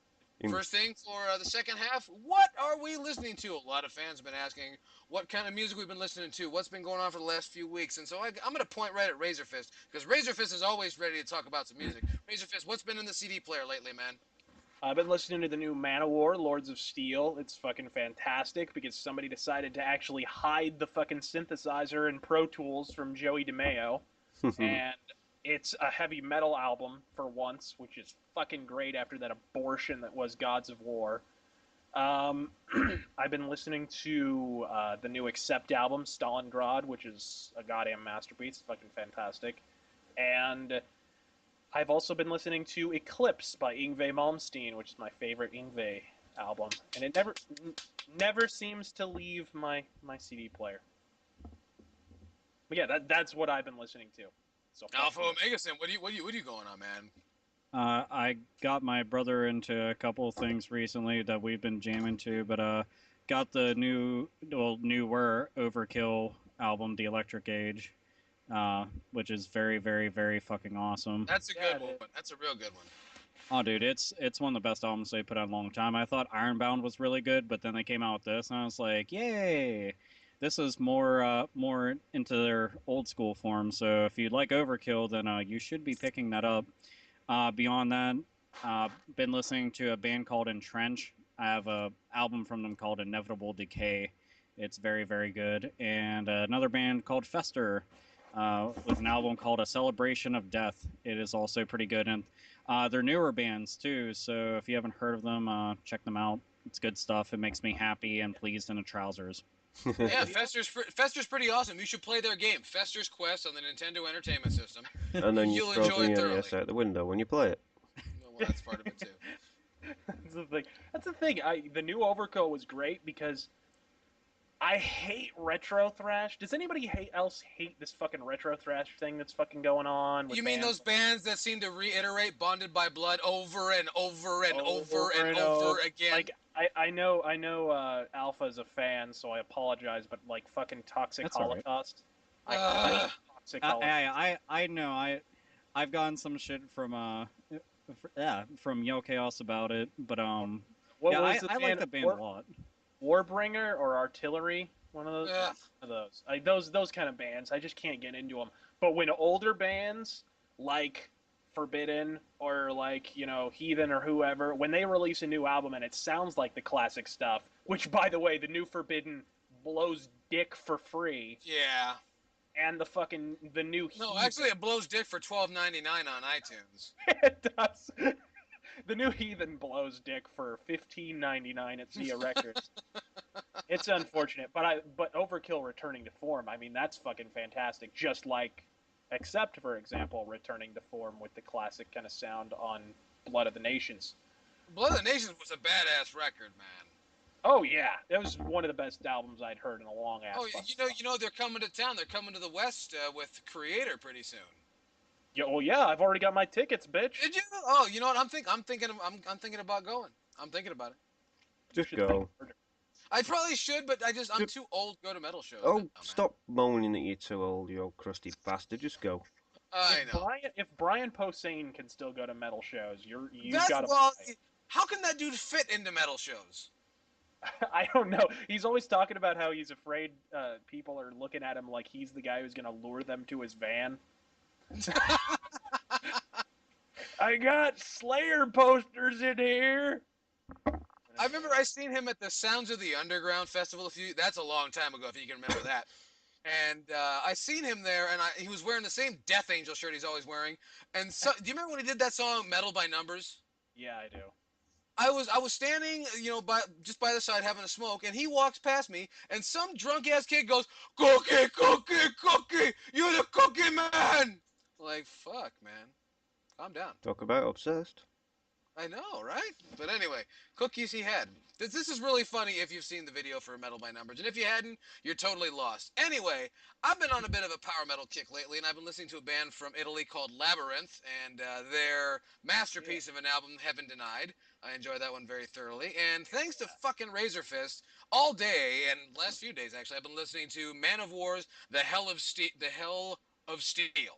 Almost words there. A fantastic record, and that's before they discovered synthesizers, which is always good.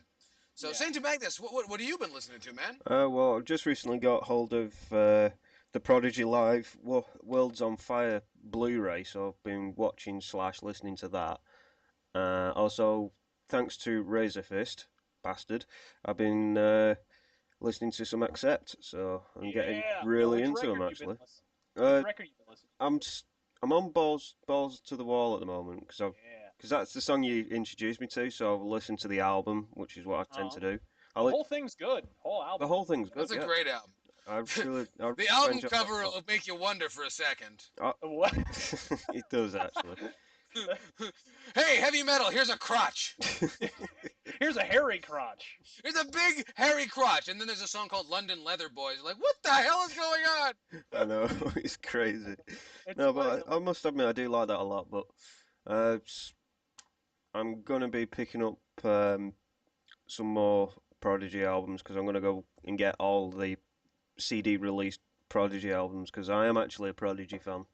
I have been since I was a kid, really. So Really? Have they Isn't still Prodigy been like making tech? music? Isn't Prodigy like techno? they're actually they do loads of different music styles. They're not just stuck to electronic music or techno music. They I don't many have a different problem genres. with techno or electronic music for the record. I don't. Yeah. As a matter of fact, lately I've been listening to a lot of. There's this trend going on in like France right now, where these like electro bands, and I do mean electro, like in the 1985 sense. Oh, I love Uh, electro. Electro's good fun. they've been playing they've been playing electronic music, but only using 80s synthesizers.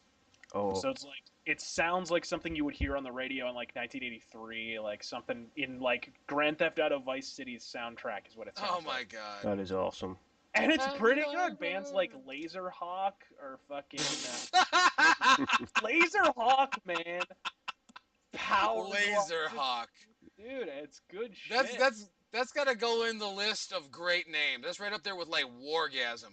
I know, right? No, but yeah, I've been listening to a lot of the Prodigy and I'm looking forward to picking up some of their older albums. Awesome, man. And hey, if you want to let us know what you've been listening to, please drop us a line down below. But now, Whether we read them or Now. not, we don't know yet. right? Yeah, well, it depends on whether or not you have good taste in music. Yeah. But moving on, you know what? The fine folks over at Electronic Arts, you know what they said? Somebody over there, shut their mouths off and said that Elite Mode is now just going to be a way of life. Oh, God. Now, who said that specifically? Razor Fist, were you telling me about that? Yes, that was they are saying essentially that their competition has the right idea. They were pressed overtly on the concept of, hey, that's not really your idea. You sure are stealing that idea. And they're like, yep. so they just said, yep, we're stealing the idea, and it's a damn good idea, and you'll see a lot more of it going forward, essentially. Basically saying that, you know how a year back they made the big they made the declaration essentially that DLC was going to be a bigger deal, and we certainly saw that come to pass. Hmm. And now essentially they're making that same declaration except with premium online modes. So now you will get to pay for things that should be free, basically. Yep. Gone are the days when you didn't have to pay for a mode. I know. Well, you know. And Did you wanna anybody know remember what the time? I was just Yeah. say it's ironic that they'll say, yeah, by paying for this premium membership and all that stuff, you get all the DLC for free. You don't get something for free if you're paying monthly for it. It's Th- free this- if you pay Yeah, for it. you gotta think about this. That's like saying, okay, well, I have Verizon Internet, but they're throwing in internet for free. Wait, what? That doesn't make any fucking sense. You can't pay for a service monthly, and then they tell you the content of the service is free. That makes that. That's like saying I'm the actually, rights like, to Disneyland are free tickled. if you pay to get in. I should just go to Denny's and sit down, order the Grand Slam breakfast, and they're like, "You got the eggs and the sausage and bacon for free. Isn't this great?" And it's like, "What? No, I didn't. I Yeah, just you just paid $94 for toast. Exactly. So It's fucking amazing. retarded. It's amazing the way they keep digging up new ways to fucking gouge you. It's Yeah. unbelievable. And You'd why think is there it would that everything that used to be called a mode is now called a service? Hmm. Yeah. Isn't that You would- fucking insane? It is You would- fucking insane. You would think that there would only be so many different ways to fuck a cat in the ass, but they somehow find new and exciting orifices to Yeah, cram this is their like stubby corporate little members. Kama Sutra. They're gonna fuck you. They're just gonna fuck you from a different angle. And here's the worst part about it. And you want to know? I'll fucking say this. I hate the fact that I hate the companies that are coming up with it. I hate the suits that fucking support the idea. I hate all those fucking random jackoffs. What I really hate the most is the motherfuckers that go and pay their hard-earned money to support this idea so it continues to happen. So they're like, let's just keep going with it because Yeah. they're fucking suckers. If you partake, That's you what I have hate. no one to blame but yourself. Oh, but Yep. we'll have more than enough time to talk about this, fellas, because I think today's rant is on this subject. Just a nice little teaser for you. Hate Oh bitch. boy, he's teasing it. Oh yeah. I'm just man. putting the tip in. That's all. Oh, you sure remember- are a true romantic. You know that? Don't true romantic you'll get rubs your the head chaos like excited. We don't want to do that because I know, then man. he starts humping the furniture, and we don't want him to be humping the furniture now. Depends on how nice your furniture is. You You leave were my supposed to furniture go alone. get. You were supposed to go get him fixed, Sainted. I'll cut his cock off later. You gotta touch it first. there is That's plastic why I've on got the the couch now. tweezers. There you go. Good enough for you. Anyway, fuck that shit. You know what? Now, there's been a development. I won't call it good news. I won't call it bad news. But apparently, according to Zelda Informer, Nintendo is giving up, or I guess it was Kotaku too. Nintendo is giving up on 3D. What's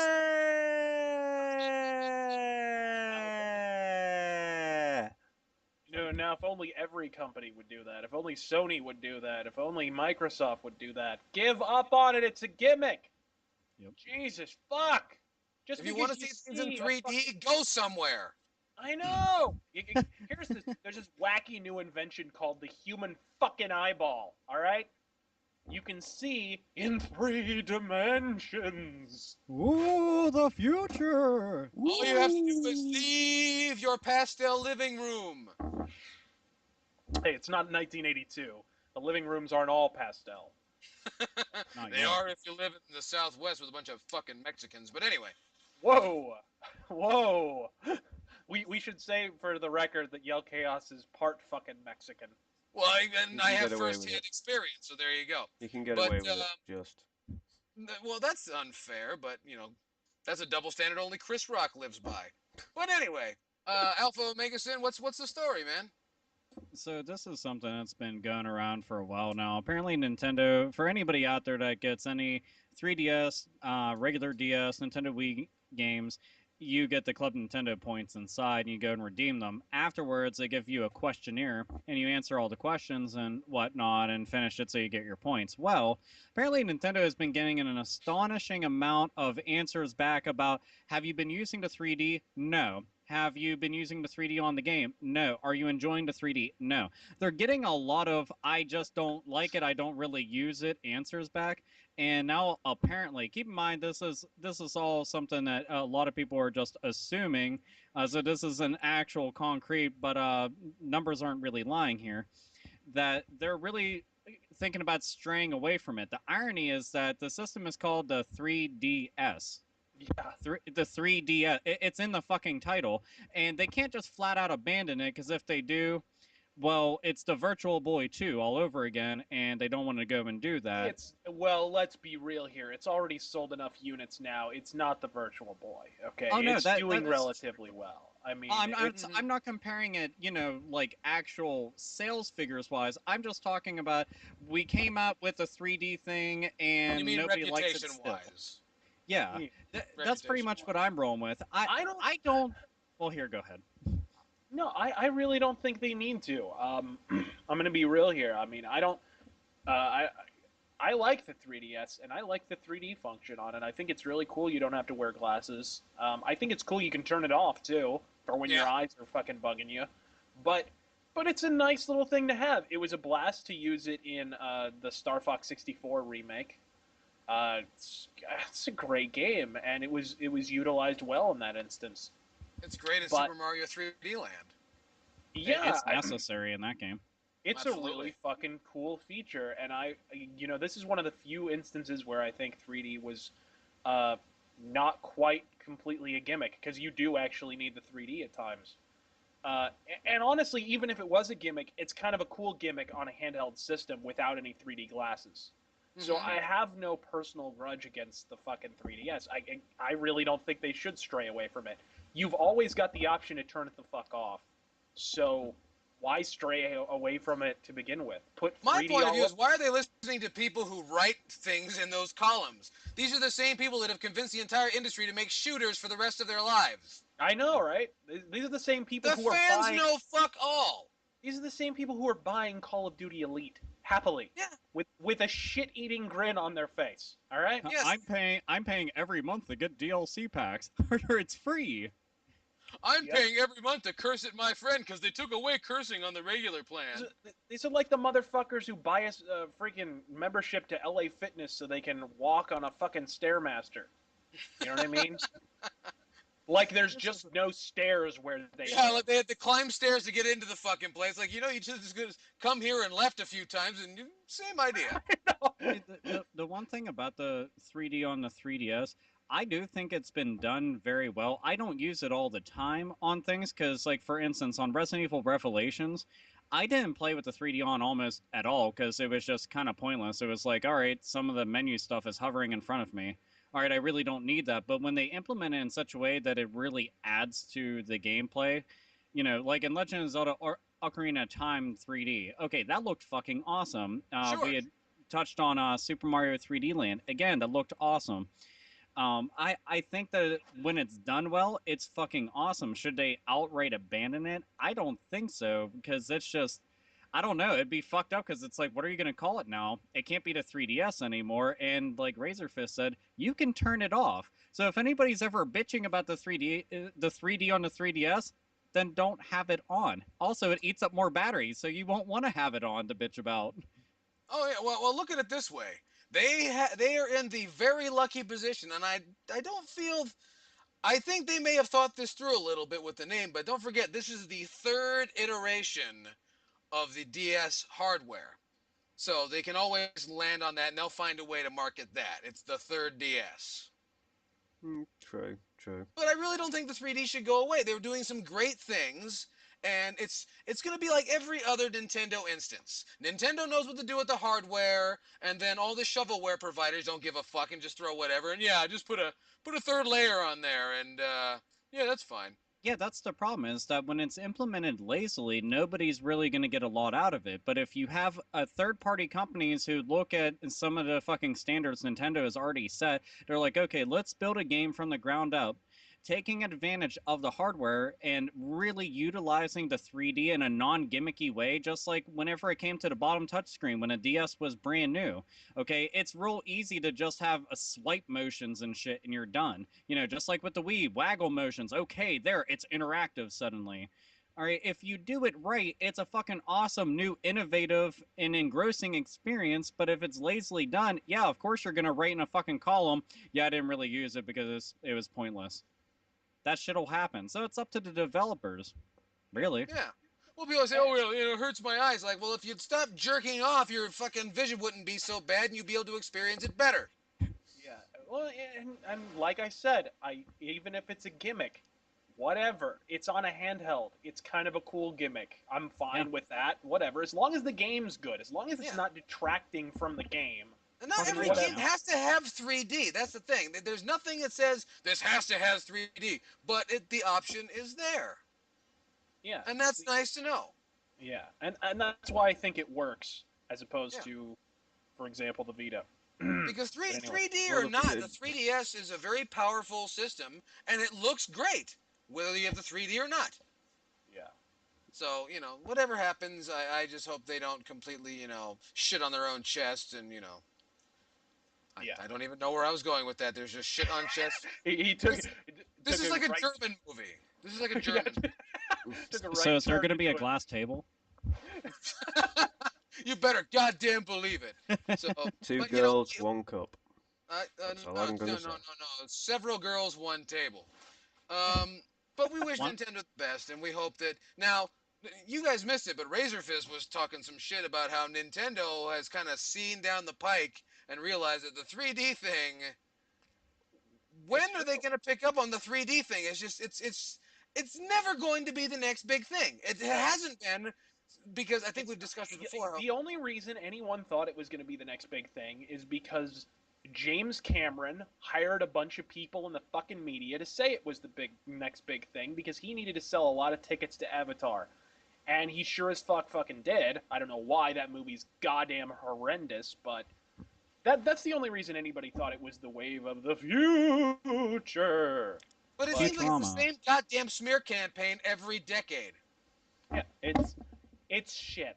All right, it's shit. It's a gimmick. It's still a gimmick. Nothing actually changed this time around. The only thing that changed is on occasion, depending on the TV, you can see 3D without wearing glasses. That's the only discernible thing that's changed. And folks, it was not the fact that we had to wear retarded-looking glasses that made us not want to watch 3D, that made it a gimmick, that made it fall out of fashion the previous 5 fucking times it was attempted in the movie or game industry or whatever the fuck. The reason why is it's just not needed. We don't need it at all. It's completely unnecessary, and it's a transparent cash grab. But Yeah, I don't there's a understand. thing with that as well.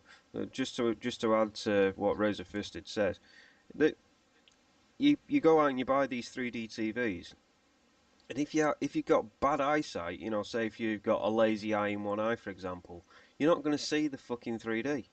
So Yeah, it that's true. kind It of doesn't defeats work. the object of actually having, I don't know, what, a £600 or £700 bloody TV with Yeah. these sets of fucking glasses. Well, I think the sad part is that how humans, our eyes are very simple. There's certain colors we can't see and so on, because of the three rods and whatever have you. Hmm. And when you take that into account, you realize they went that direction because where else can they go? They've already gone to high def, which looks like you're already in the room. Where else could they go? 3D was the final frontier. So, which goes to show, I think we've reached the end of what technology can teach us. Hmm. God damn, I'm depressed. But anyway, we wish Nintendo the best, and hopefully they don't do something really fucking stupid like, last week and the week before and the week before that. So, now, according to several sources, the Xbox 360 has been declared the winner of this generation? What the No, fuck? fuck off. Now, as someone else said, and I won't say who, they said, it's pretty easy for you to, accumulate such impressive sales figures when you got to buy the same system over and over and over again. But Yep. Razorfist has got more on this story. What's going on, Razorfist? Visual.ly. It's the name of some firm, some financial firm or something. That they analyzed this, and basically, yeah, they determined, and they were combining both console sales and software sales. That apparently the 360 won by like a 64-36 margin, and apparently they used, and this is why these numbers are highly suspect beyond the fact that they're nothing but fucking flame. They're basically just fuel for the fanboy flames. That was a lot of F alliteration. Oh yeah. But they're extremely suspect because they culled many of their statistics from VG Charts, which has a fucking track record like Sylvia Brown. So not exactly. Not exactly the Nostradamus of the video game industry, in other words. But that's basically why it's extremely suspect. It's basically just a way to get people to go to this fucking website, which I've never heard of. And yeah, that's basically all it is. In my opinion, that's probably what it is. All right, so this was just one of those trolling type things, just to grab people's attention. Hey, Yeah, come over. like Jim Sterling's very existence. No. Dude, I've seen IGN do this very same thing multiple times, where they'll have a very misleading title, and they get fuck tons of clicks and traffic going in there, and their ad revenue goes through the fucking roof. Meanwhile, all it is a perfect fucking way to get a bunch of people to go into the fucking message board, to go into the comment section, all the other shit, and absolutely flip the fuck out on one another. And it's ridiculous because it's just like, you're combining hardware and software totals together now, and you know, fuck this. Like, I don't give a shit about what fucking numbers it pulled in. I care about what fucking games are being released and whether or not they're actually worth a fuck to play. No, I can't be doing with that. The whole thing of declaring that Xbox has won the console generation. It's what is it? Fucking Major League Football or something? No, nobody cares. All they want to know is whether the console's good enough to play games on. If it is, then yeah, I'll buy that console. Then obviously I'm going to play the games on it. I'm not. Yeah. I don't care about sales figures. I don't give a shit how many units a game has sold. I just Well, and the funny want thing to is, play it's them. interesting how It's it's interesting how they cut out the Wii. They didn't even incorporate the Wii sales figures because that'd be not fair and so on. it wouldn't be at all because the Wii is still so far ahead of both companies, but not in terms of software. That's another No. important distinction to make. No, but if you're gonna be full of shit all the way across the board. I know, right? Exactly. The problem You know. here is, though, it's sainted. The problem is that Sony brought this on themselves because during the PS2 era, they were rubbing everyone's noses in their sales figures. Exactly. They were making a huge deal and flexing their micrococks over how many fucking units they sold. And the whole time, I mean, I'm just like rolling my eyes. And I'm still rolling my eyes at this. It's fucking bullshit. It's stupid. It's a transparent attempt to accrue controversy and whatever. No, but Well, this just gives all the fucking stupid conspiracy theorists in the gaming world and all the stupid fucking fanboy flaming twats that like to put videos up on YouTube saying, "Oh, the Xbox sold more than the PlayStation 3 and the Wii put together just because I had to buy 3 consoles each day." You know what I mean? That sort of fucking bullshit videos. We don't.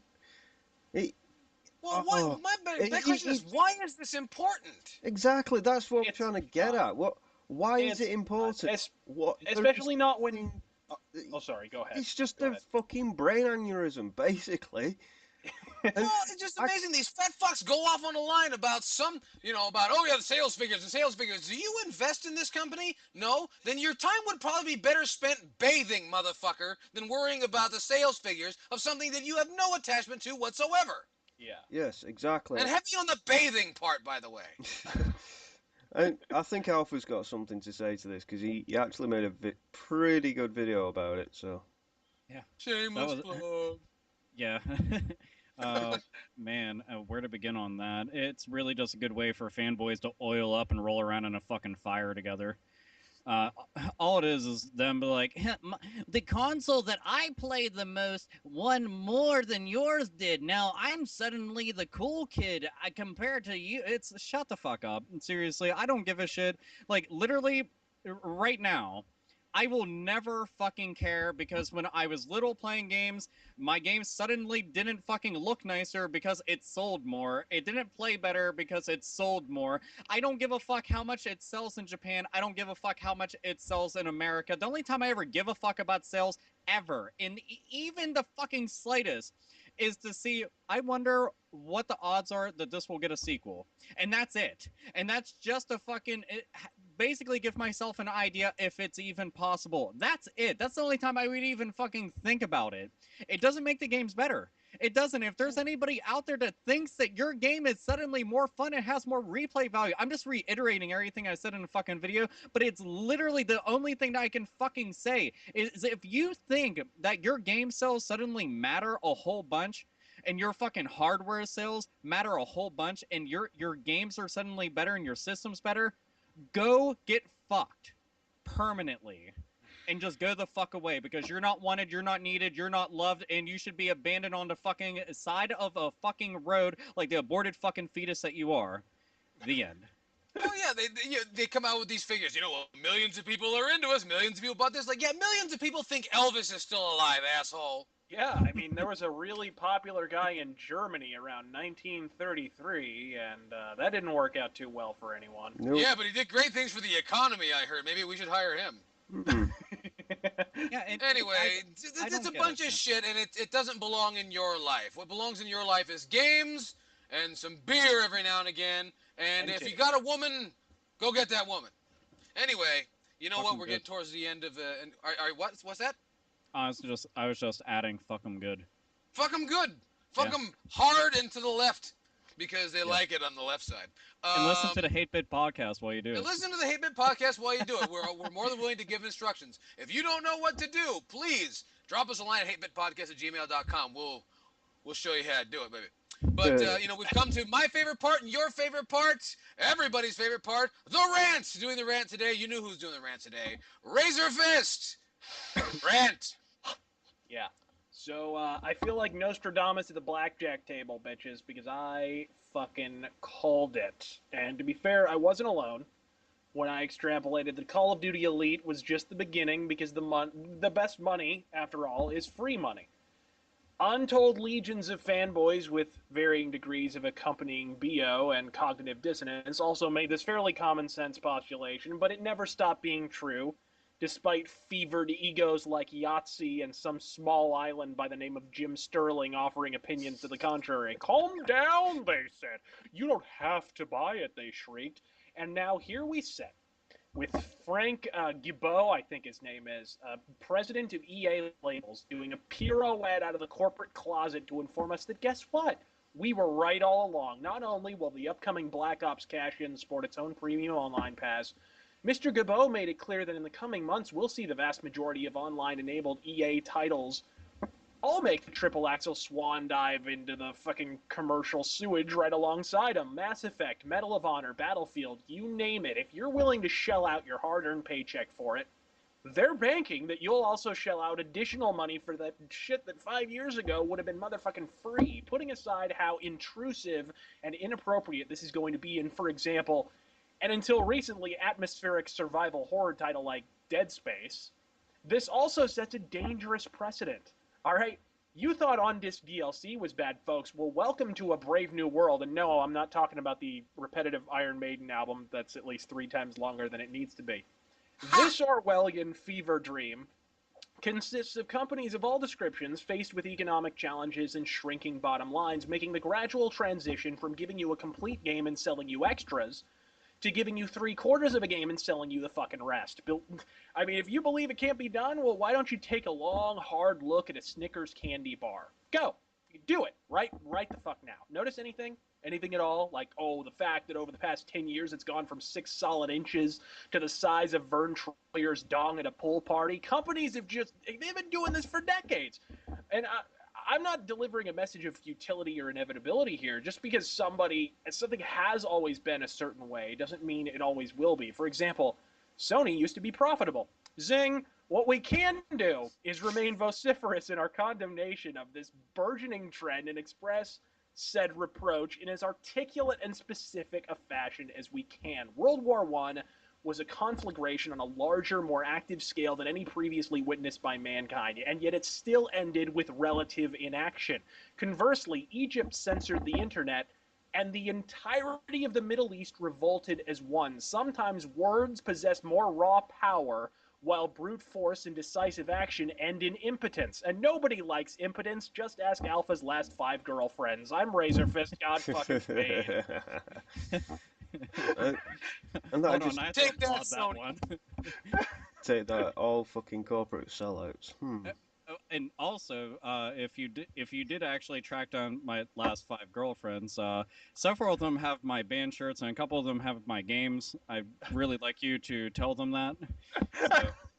So, maybe that's Yeah, why they're all in Phoenix now. Oh. Well, everything ends up in Phoenix. So everything ends up on Unless you're from California, then everything ends up in Whittier. That's funny to people from Los Angeles. No, Wow, I thought everything in that was quite the rant California. there. I thought everything that ended in California ended in a recall election. Oh, thought- that's well, it was the Recount. beginning of the end, all right, but that's another story for another time. Quite a rant there. You know what? You're absolutely right. And how did we get here? How did this happen? How did I get here? And the days go by. Sorry. Where am No, but I? it's right. It's like how did My things beautiful get wife? bad? How could we as the consumer let this happen? It Uh, happens in gradations, is what it is. It happens one little bit at a time. I made the Snickers analogy, and it's a really apt analogy. very They much so. didn't they didn't lop off 2 full inches of the Snickers one day. They lopped off 1 little millimeter at a time. You know what I mean? And that's kind of the way DLC is going. Oh, we'll And give you a map pack that sugar with chemicals. yeah, we'll give you a map pack and it'll just coincidentally come with a bunch of levels that were already in the previous title at launch. And we're Exactly. not you didn't have to download them. You know, that kind of stuff. It's like that's what happens. Just one step up the steps at a time, basically. Yeah, Baby. it's also the fact that look at how the market has changed from the 80s to the 90s to the 2000s to now. You know, look at who that they were pandering to 15 years ago. Now look who they're pandering to now. Mm. It's very fucking different. Now they're going after everyone. It's not just that they're going after gamers. They're trying to grab up the money in grandma's little fucking fanny purse. They're Yep. trying to go and grab up the money of the dude that never played video games and as a matter of fact beat up kids because that's all that they did was play video games. And the last person that they're concerned with is the actual gamer because, well, quite frankly, they know that gamers will be around all the time. It's just expected of us. So they want everybody's money. So that's how the market changes because they have to meet everyone's needs. In other words, water down everything, ever. Well, it's interesting because if you think about this generation that we're wrapping up now, the early part of the generation was a lot about innovation. Sony Yeah. brought this amazing machine that could do this and do that and fold your laundry and shine your silverware and fix your broken marriage. No, it And, doesn't even do and that. yeah, and Nintendo had this thing that no one really understood, but for some reason, the entire fucking middle class wanted it. Yeah. And then And Microsoft decided to go right up the middle, and they got this machine that seemed to appeal to a pretty large audience. But it was about trying new things and making it work. And it seemed that way for the first part. And now it seems like this next generation that's looming is all about give us your fucking money now. yeah. We're not doing anything for you. Just give it to us now. You know, Oh, but see, they won't say just that. They'll also give you the title of a popular series. and they'll also say Yeah. buy Pepsi. Yeah, they'll say we're giving you a new Splinter Cell, but it looks like Right. Uncharted. You know what I mean? Well, I say we're giving you Splinter Cell right after you pay for it. Hmm. And you pay for it again each month after that Yeah. Yeah. with the free content. Yuck, yuck, yuck. Yeah. That's one Right. thing that makes me laugh though is all this, all these lovely little subscription services that they want us to take out. We'll take the Xbox for example. Now I'm not putting Xbox on the spot here because I know they've had Xbox Live for years, but it's just the easiest example I can give. Yeah. You buy an Xbox, we'll say $200. Hmm. You buy the game to play in it, so that's $60. So we're at 260 already. You buy the subscription to Xbox Live to play it online. And then there's a premium subscription service. So that's another, what, $120 on top of that? Yeah. So that's $420 that you're spending to completely- play one fucking game online nowadays. That's It's completely ridiculous. that's and not even and including your internet bill. Yeah, and Xbox Live Silver doesn't get you anything. Anything. You can't Most play. people don't even know it exists. I know. You can't get it at all. It's Xbox Live Silver is the thing that you get when you're too poor to pay your Xbox Live bill. Yeah. You know what I mean? That's basically what it is. It's ridiculous that they're still charging for this service, especially considering, okay, if you're going to charge me, what is it, $50 for a full year? I mean, and you break it down on a month-by-month basis, that isn't that large of a fee they're charging you, but you are paying for something. So give me something that PSN doesn't have.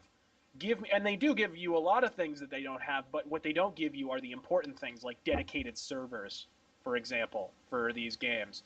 These games are still running on their own servers. Now, granted, Xbox Live does have a central server, and that helps ameliorate some of the problems that the PSN has, but it still isn't a dedicated server for each game. And I know I'm getting kind of technical here, but dedicated servers are good because they clear up lag.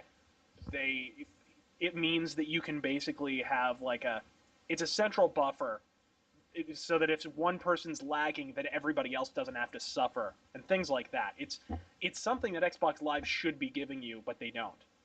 So it's the Shasta Cola of online service. It is, basically. But just adding to the examples that I was giving with Xbox Live, you're paying for advertisements on your fucking games.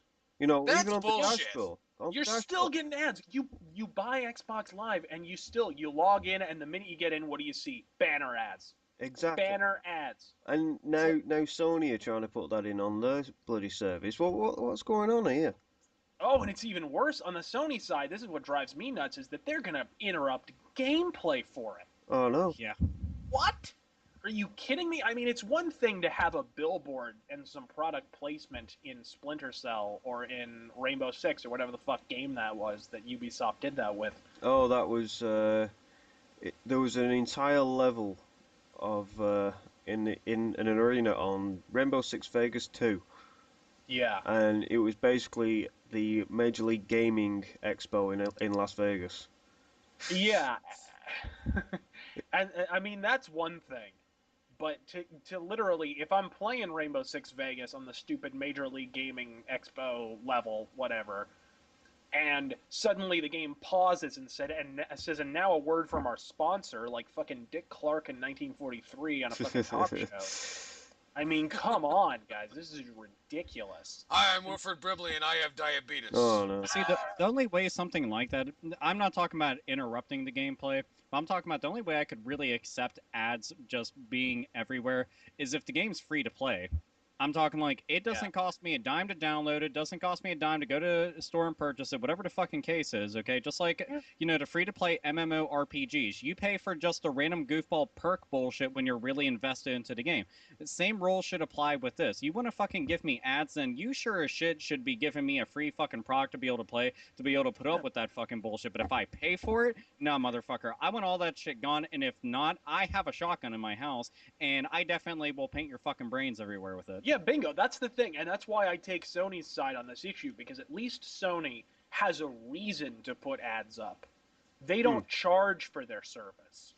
Microsoft charging you for a service and then inundating you with intrusive ads is raw, unbridled greed. That's all it is. You know what's so funny about this? This is so sell-out-ish completely. that we could do shit like that and people wouldn't even notice. It would pale in comparison. We could do it right now. It's like, and now, we could just have an advertisement right now. Yeah, we could be like Botchamania and put an advertisement at the beginning of every single episode. We could be as like, and now Hank Hill for Walmart. The Megalomart has extremely inexpensive propane. I do propane. Dang old Megalomart, go boom. Anyway, that's going to bring that to the end of our show, unless Saint and Magnus has something else to say before we go. No, I was going to say, I think we're kind of flogging a dead horse with that topic. Well, no, this was a good one, you have to admit. It was. So we thank you for joining us. Today we've learned that everybody are a bunch of fuckers. Yeah. I wish there was another lesson to learn from this, but everybody fucking sucks, with the exception of Accept and Manowar. Yes. So always remember that. So and the Prodigy. And the Prodigy. Yeah, and the Prodigy. That's very important to remember. So we thank you for joining us. You guys have been great. I'm Yo Chaos. Joining me as always was Razor Fist. And no, we actually get to learn one other thing. Your word of the day is woolly rhinoceros rape. God fucking speed. No. Octo Dick.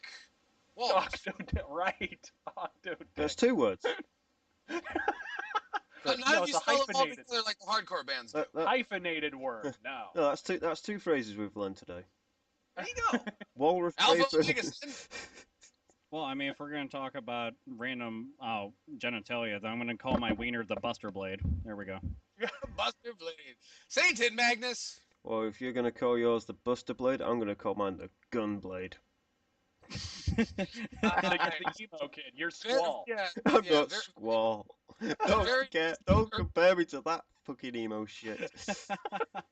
If a there's very nice early 90s reference at that. So, you guys have been fucking fabulous, and we have been the Hate Bit Podcast. See ya! Happy 4th of July.